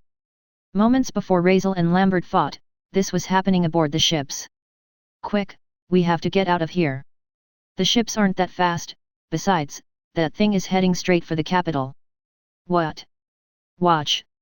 The sailors in charge of the ships watched as Xerxes advanced at a slow pace, but with long strides straight toward the capital. At the rate he's going, he'll be there in about 2 hours. We must stop him. B. But there are only civilians here, and we don't have many weapons. That doesn't matter. A ship's captain relayed a message to all ships. To all ships and their crews. We're in a dangerous situation. We cannot allow that monster to advance to the capital that seems to be its target. As citizens of the Empire, we must fight bravely for our country. Whether we are knights or not. All the noble crewmen were upset to hear that they were required to fight. Don't joke with me. Who in their right mind who isn't a knight would? Let's go home right now, let the sword saints take care of it. Footsteps echoed over the comm.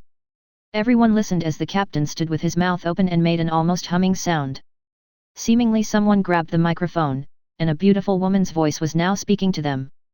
Hello everyone, I am the daughter of Duchess Rosenberg. Elise von Rosenberg. Everyone was astonished to hear that unexpected name. Many came to see the ruin of the daughter of a ducal household.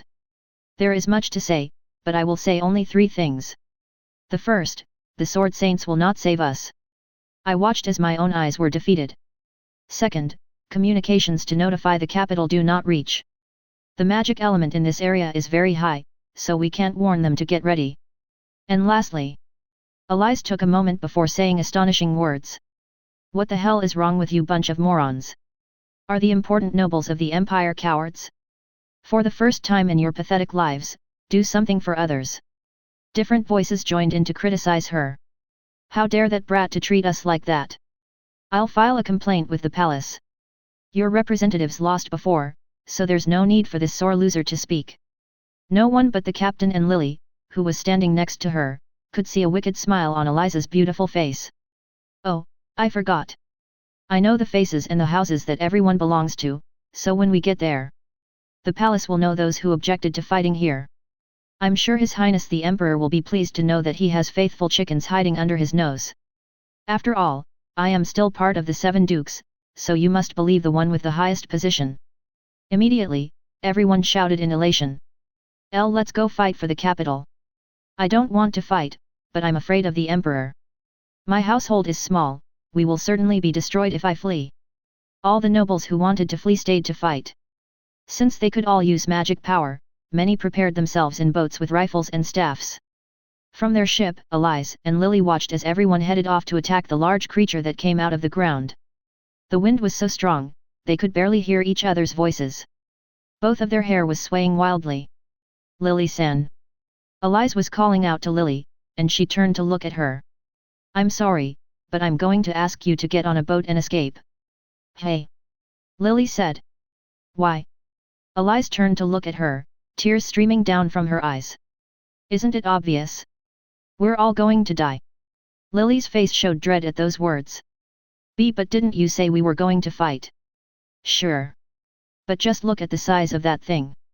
Elise was pointing at Xerxes. His body was so big, that the ships getting into position to attack him made them look like ants next to him. Just to advance 3 meters, almost 10 minutes passed. Eliza's hands and legs were shaking. She quickly hugged Lily. Thank you. Elise shouted to Lily.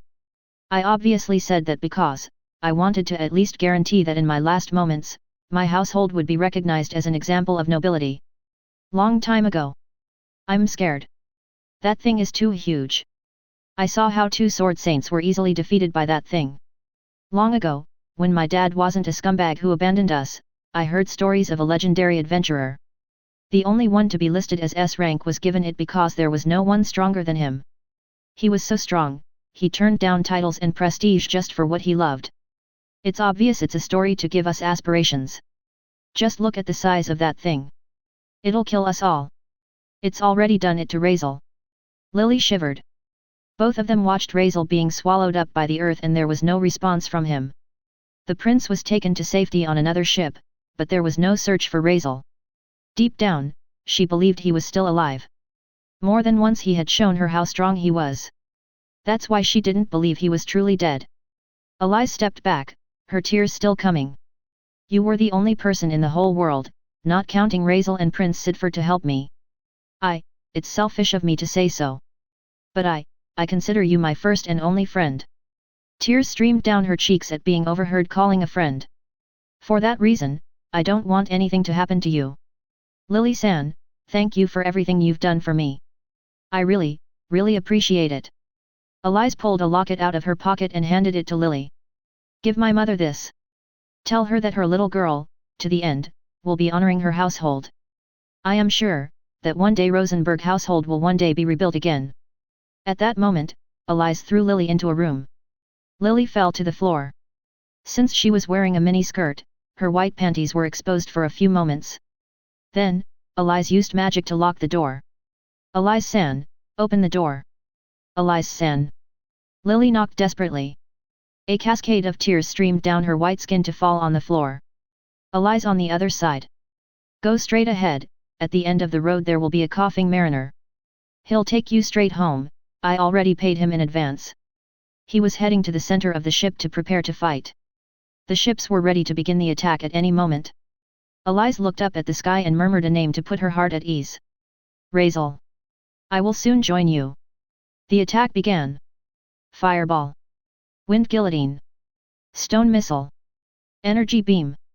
Different magical attacks were being launched against Xerxes. At a slow pace, but in a very confident manner. He was advancing straight toward the capital. Their attacks were useless. Great clouds of smoke emanated from the shell of that great creature. But they were only from the effects of the magical blows. There was not a single scratch, only stains from the attacks. To top it off, the ships were under attack. Their enemies were nothing more and nothing less. Watch out for the wyverns. Low-level monsters of the game. Wyvern of the feathered kind. They were green and their wings cut like steel. Their eyes were four, giving them a perfect view of their entire surroundings. Razae, they shouted a strange sound that left people almost motionless.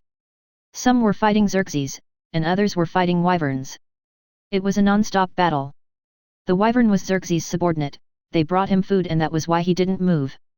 But he called them as he was very annoyed. On the ship that gave the order to fight, Elise was fighting one.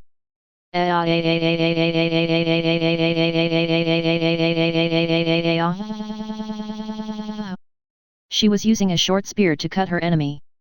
But the wyvern was not weak. It used its beak and wings to repel the spear. Others were like Elise. Her hands moved to pierce the creature's chest. Rosa. It screamed in pain, Elise was sweating. Blood was falling from her forehead. She was attacked by the feathers that cut her. When the monster fell, purple-colored blood gushed out.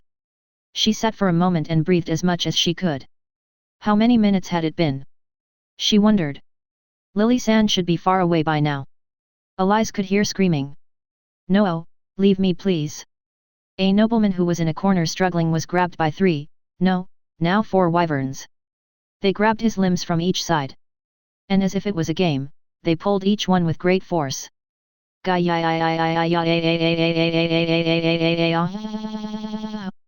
Shouted the nobleman as his limbs were torn off and in the end, fell to the deck and looked like a sack of potatoes. The wyverns came down to eat him now that he was immobile. He was still screaming in pain as his stomach was ripped open and his intestines devoured. Elise wanted to vomit at the sight. Instead, she pointed her hand at them and recited a spell. Large caliber fireball. A large fireball shot out from a magic circle. The wyverns belatedly noticed, were burned alive and then turned to ash. Elise's head was spinning. She was dizzy from blood loss. She used the spear to stand up, but she was wobbling badly. In the distance, she watched as Xerxes' mouth opened after almost a half-turn. A magic circle formed in his mouth. It was green in color with a pentagram on it. Then, another attack from the game was released. Armageddon Roar. A shockwave was released from that magic circle. Almost a dozen ships that were in its attack range were instantly destroyed. People flew out as the ships were crushed and then exploded. The people who flew out were also crushed by the pressure. So large amounts of red stains were left on the ground as they fell. It looked like a grotesque rain of blood. Elise burst out laughing.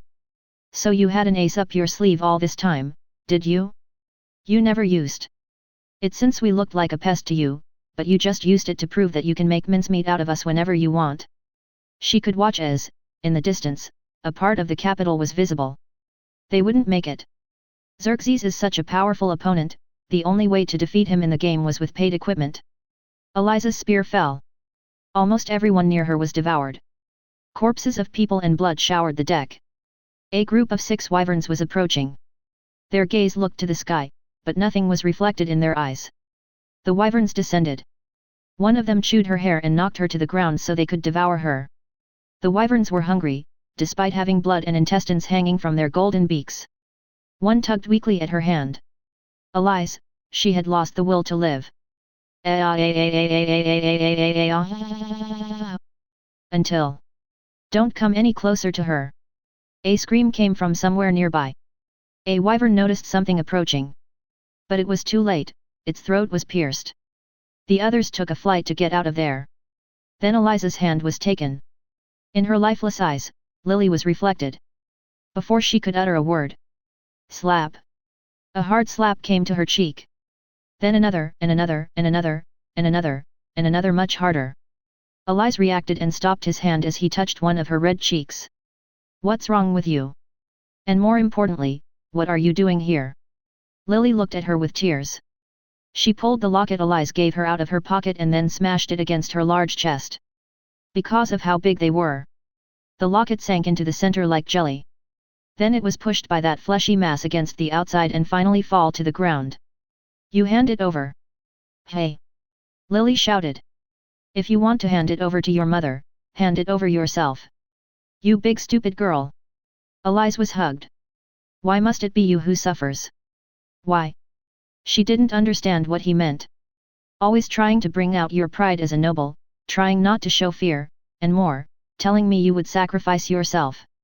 Are you stupid by any chance? Tell me, are you? Eliza couldn't take it anymore and shout as well. Of course not. They both started crying like little girls. In fact, if anyone saw them, it would look like indeed two little girls were crying while hugging each other. I only want the best for my household, I don't care about anything else. I've gone through so much pain like my mother, I want us to be happy. But as long as we are tied to the palace and have that debt, we will never be free. Even if I have children, my children would suffer in the future. What's wrong with wanting to spare them that future by ending my suffering too? That's why you're so stupid. Lily hugged Eliza so tightly that it made both of their chests squash together. The pressure of being squashed made them look like a pair of soft fleshy buns. Your life is yours alone, you must live more than anything else. If your household does so much to you, then just run away from it. I'm not nobility, but if I must live like this, it's better to be a commoner. For the first time in her life, Eliza heard words that did not tell her to move on or anything that would motivate her to stay bound to that house. She only heard, "Be free and live your life." The villainess's face began to distort from tears and snot. Even if that's the case, what good will it do me if Razel is no longer here? Hearing her name that boy, Lily gave up her secret once and for all. Staring her straight in the eyes, she mentioned the words Eliza didn't know. I am Razel Kun's girlfriend. Eliza stopped crying upon hearing something unthinkable. We've been kissing and holding hands a few times. We haven't done anything else besides that yet. I consider that it would be a bit hasty considering we've only been dating for days. But what I mean is not that. But this. Lily took a breath, and then with a smile told him. Eliza-san, let's both be your wives. You as the legal wife and me as your concubine. Since you love him too, don't you? Eliza was shyly shaking her head. Lily was smiling widely. Her red cheeks showed how pleased she was. I knew you were attracted to him too. That's why I felt a little jealous of you. Hey. Well. A boy, who is your childhood friend came to your rescue. That's very romantic. I think it's the most wonderful thing that someone who cares a lot about you could do. Eliza burst out laughing too. Actually, I was imagining that you two had something on your hands. I didn't imagine it was that, but being honest, it makes me happy that if he has a mistress, that it's you. Oh, that's right. Before all this started, he told me that he wanted me and that he wanted to have my title and that he would take care of the debts on my house. Really? Yes. It made me very happy.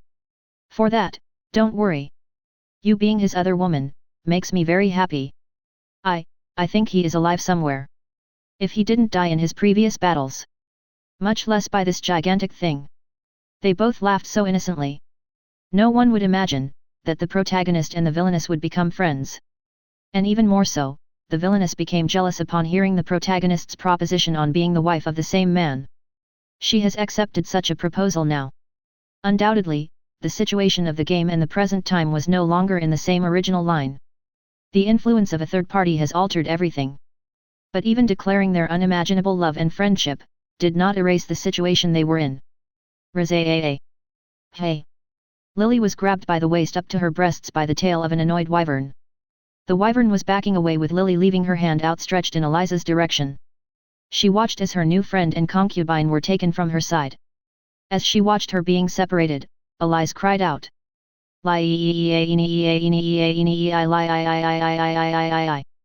Her scream was so loud, she ran straight for the wyvern.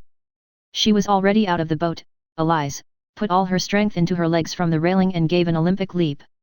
It seemed like it was impossible to reach her, but Eliza stretched as far as she could and fell onto Lily's legs. Eliza dangled from Lily's white legs. She was slipping little by little. Her impending death lay beneath her feet. Eliza. But didn't care. Now we'll be friends and wives to the same man. In other words, family. Slaved down her legs to reach the feathered tail. That's why, call me Eli. Did you hear that, Lily-chan? Both of their faces could now be seen. Lily shed tears. Yes. Eli-chan. Their foreheads touched to show their trust in each other. Eli's Eli, she was using all her strength to get Lily out of that trap. But Lily wanted to ask him the most important thing of all. Before doing so, the wyvern's tail was split, and after letting out a great cry of pain, Lily was released and they both fell down. Exactly what were you planning to do after freeing me? Lily asked almost in tears as she watched the forest get closer and closer. Eli was gripping Lily very tightly, so tightly, that their breasts were pressed together so tightly and their legs were intertwined to not let go. Their faces were so close, that with an inch more, they could both kiss. Don't stop holding me. Eli activated a magic spell he learned. Flight magic. Humans could not fly, only levitate. The method of it was a spell that used a lot of mana. It brought wind magic and gravity magic together by creating one. It is imperfect, but safe, for a limited time. Almost reaching the ground, Eli and Lily were flying almost close to the tips of the trees. Lily was frightened, but Eli reassured her by saying, "When we get home, I want you to live with us. No waiting for the wedding." Really? Yes. I want us to be closer since soon, we'll be sharing the same bed. Eli flashed a sweet smile while Lily was a kind one. Their happiness ended right there. They have headed a group of wyverns straight for them. Their end was certain. The wyverns blocked the light. No one could save them. I will not allow it. Like a wild and unexpected bolt of light, their lifeline arrived. It was. Don't you dare touch the master's womeens. Schwarz. He flew at high speed straight for them. In a graceful and protective manner, he rescued both of them without them knowing what happened. Schwarz was unconscious, but after a while, he regained his senses. He watched his master struggling against someone, and he was going to go to help him. But he heard the scream of two girls. He saw them together with him several times, so, in his head, he imagined that they were both his wives. He decided to leave his master to save his girls. That was the confidence he had in his master. He knew he could win without any problems. That's why he headed straight to rescue them. Come and get me, you damn feathered rats. Heaven is for Pegasus, not rats.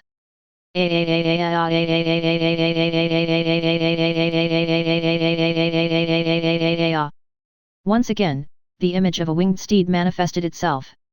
Its gallops in the sky made it look very intimidating. Its hooves pounded the bodies and heads of the wyverns. Kick here. Bite there. Schwarz would not allow his master's women to be harmed. Come and get me. The wyvern's fight against Schwarz was so intense, the girls had no idea what was really going on. They watched a mechanical pegasus fighting the wyverns and beating them. They didn't know what to do. But, before they knew it, the pegasus won and brought them safely to the deck. Then it went off to continue fighting them. The girls were confused, but if they had seen the same thing as the wyverns, they would have been amazed to see the gallant figure of a black pegasus fighting to the end against a horde of monsters all by himself. On the other hand, what the hell?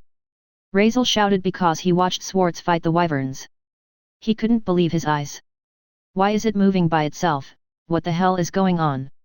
His mind was confused. Razel. A voice came from the side, and he observed who it was. He visualized Cid coming in Belenge's Pegasus. He grabbed him before escaping, not giving him time in getting to the ships like the others. Cid was very frightened to see Xerxes. Once he descended, he observed Lambert wounded. Hey! Razel, don't tell me you. No. This guy fainted. We were both hit by the big land wave and ended up like this. Razel didn't want them to think he was strong. It would be very troublesome for someone to believe that he was stronger than the people who are listed as candidates to be the next sword saint. Razel's eyes looked like those of a cat making excuses. Cid, in the end, desisted. Hey, where were you? Asked Cid. I was about to head for a ship when I noticed the sword saints were defeated. I went to pick them up and drop them off in a safe place before anything happened to them. I understand. Both of their eyes were riveted on Xerxes, who was far away, but his large body was still visible. He's heading for the capital. When he is very close, they will become aware of his presence. That is bad, as many lives will be lost until they prepare.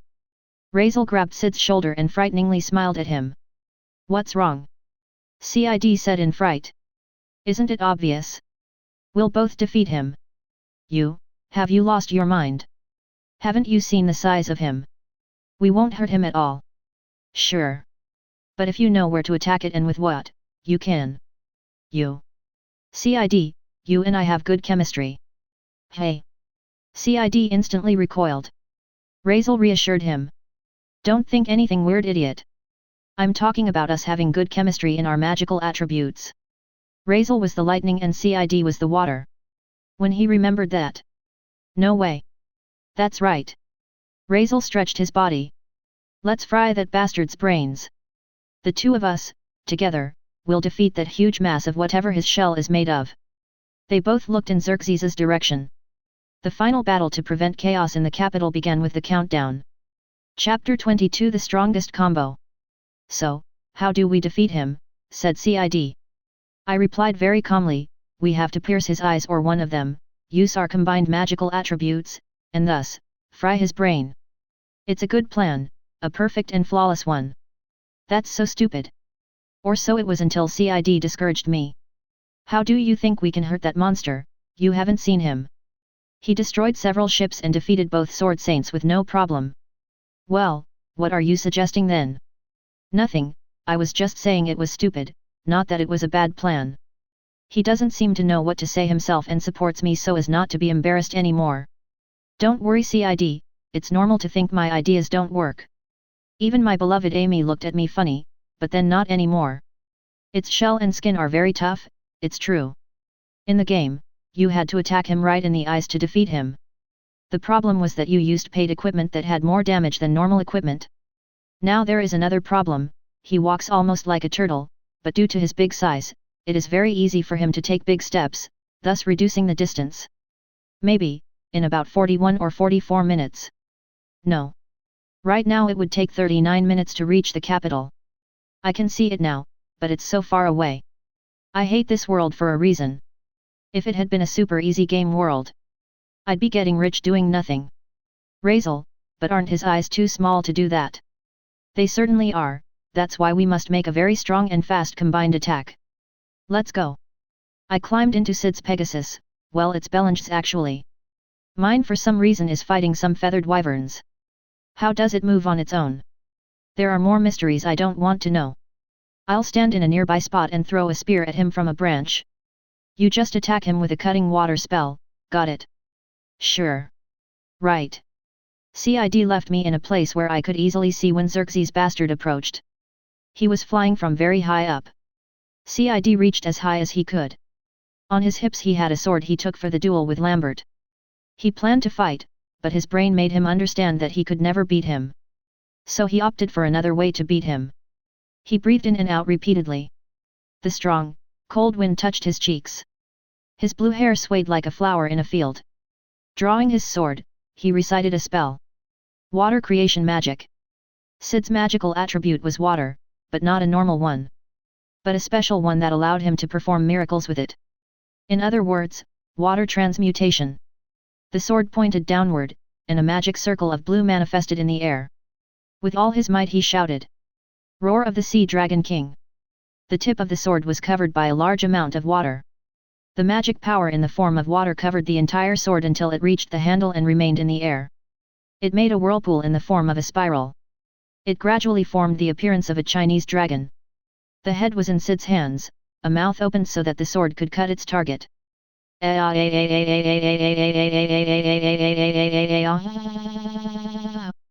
Cid shouted as at full speed he came down. I watched Cid, who was falling like a meteorite. It was my turn. I already had my spear ready from a dry tree. Perfect for imbuing electricity into it. Good. Lightning magic, harpoon of Zeus. The branch in my hands glowed with intensity until it became a real lightning bolt. Being ready, with all my might I hurled it after taking a few turns to gain more speed. It was approaching his left eye. Now everything. Wait. Hey.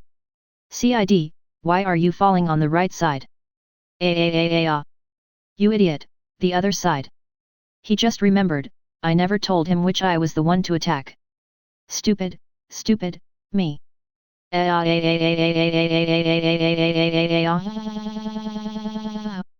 Cid watched the spear too late to change. If they don't go in together, the damage will be there, but it won't do much good separated. Just as you can't make fire without oxygen, you can't electrocute someone without an electric current. My spear embedded itself in his left eye, while Sid's sword is in his right eye.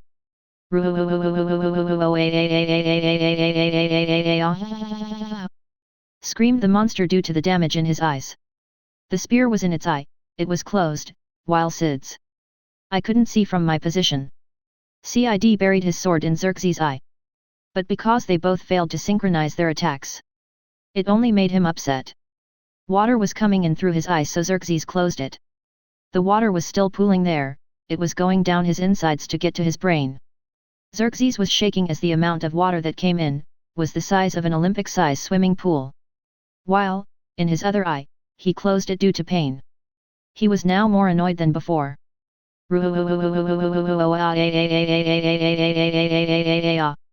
He was advancing at a fast pace due to his large size.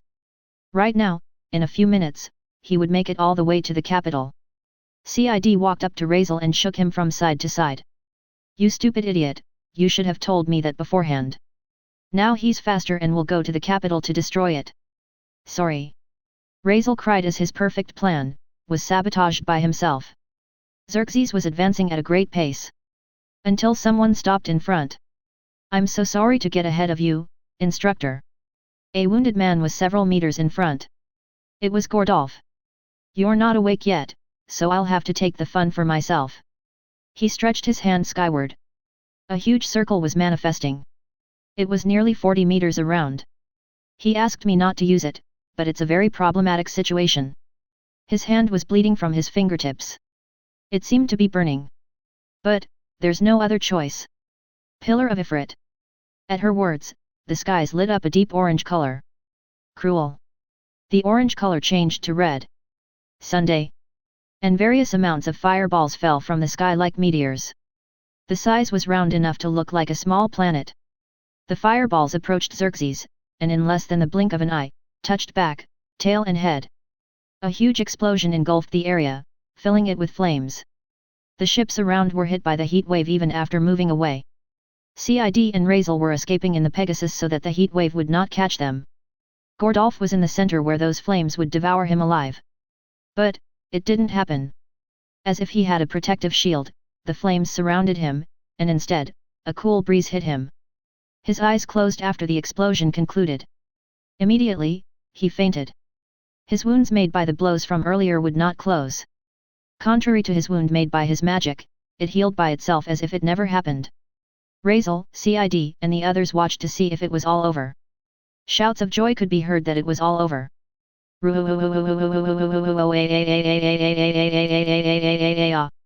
Shouted Xerxes, who looked like a burnt marshmallow once the smoke cloud goes off.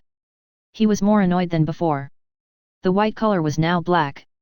His left eye was open due to the flames burning the spear, while the right eye was dry and he could not open it. He was screaming so furiously that he would not stop. The hope of defeating him was now dwindling, and the end of the capital was closer. So it was until a small boat was approaching once more towards the front. In it, were the girls. What can we do, said Lily, who was covered in blood. It wasn't hers but from the dead wyverns. Even they and a sword saint couldn't do anything. The girls looked at Razel, who was alive. They were so happy, they pressed their bodies together energetically. Their large chests pressed tightly together. They watched him make a combined attack with Cid, but that failed. Then, they watched Gordolf fight, but he also failed. They did not know what to do if no one could defeat that monster. The capital will be lost. Hey! Lily suddenly turned her head. She looked confused. Yes. Lily-chan. Eli watched her friend turn around looking for someone. She was walking as if someone had called out to her. Is something wrong? A voice. Didn't you hear a voice just now? No. No one's calling us. I heard a voice. That voice was calling my name. There it is again. Once again, Lily turned around and went to find where the voice was coming from. Eli took off after her as she entered the interior of the ship. Running after her friend, she yelled out to her. Wait! Where are you going? The voice. There's a voice calling me. This way. It says go. The two of them ran until they reached the bottom of the ship. The place was almost destroyed, but among all the debris, the sunlight illuminated only one part. It was a motorboat. Lily reached over to take Eli's hand. The voice says only we can save them. Hey! Eli didn't understand what her friend was talking about, but she didn't hesitate. I don't understand anything you're saying, but I trust my friend. Thank you. They both tenderly hugged each other. This time, their breasts only touched in the middle part. Once they climbed up, they went straight up, face to face with Xerxes. Eli knew a little about boats, but she wasn't an expert at handling them. Several times he wobbled and they got scared. That's how they ended up in that place. What do we do now? It's coming right at us. They could see Xerxes annoyed heading straight to hit them. The capital was a few meters away. Xerxes's figure should have been visible to them by now. Lily stretched her hands out in front. One of them touched Eli's hand. Eli-chan, lend me your power. My power. That's right. The voice says only we can turn it back. How? Lily began to glower slightly. The power our love, it says. Or friendships. Or something. She talks weird stuff and she just said that and I don't listen to her again. Really? Eli didn't understand what her friend was talking about, but she trusted her, so she decided to use a more powerful spell. Her free hand was in front. Lily's glare covered Eli in the same white blanket. When Xerxes was about 3 feet away from hitting them, something that only happened in the game happened. Light magic, a wall of Avalon. Fire magic, fireball of Apollo. A wall of transparent light grew from the ground. As Xerxes approached, he was hit by that invisible wall. His head was almost fracturing. Green-colored blood was gushing out. Xerxes' whole body was hit as well. Then a great ball of fire was growing from the place where Eli was. She kept it still growing. You could tell she was in pain. But she with all her might made the fireball grow to the maximum she would allow it to grow.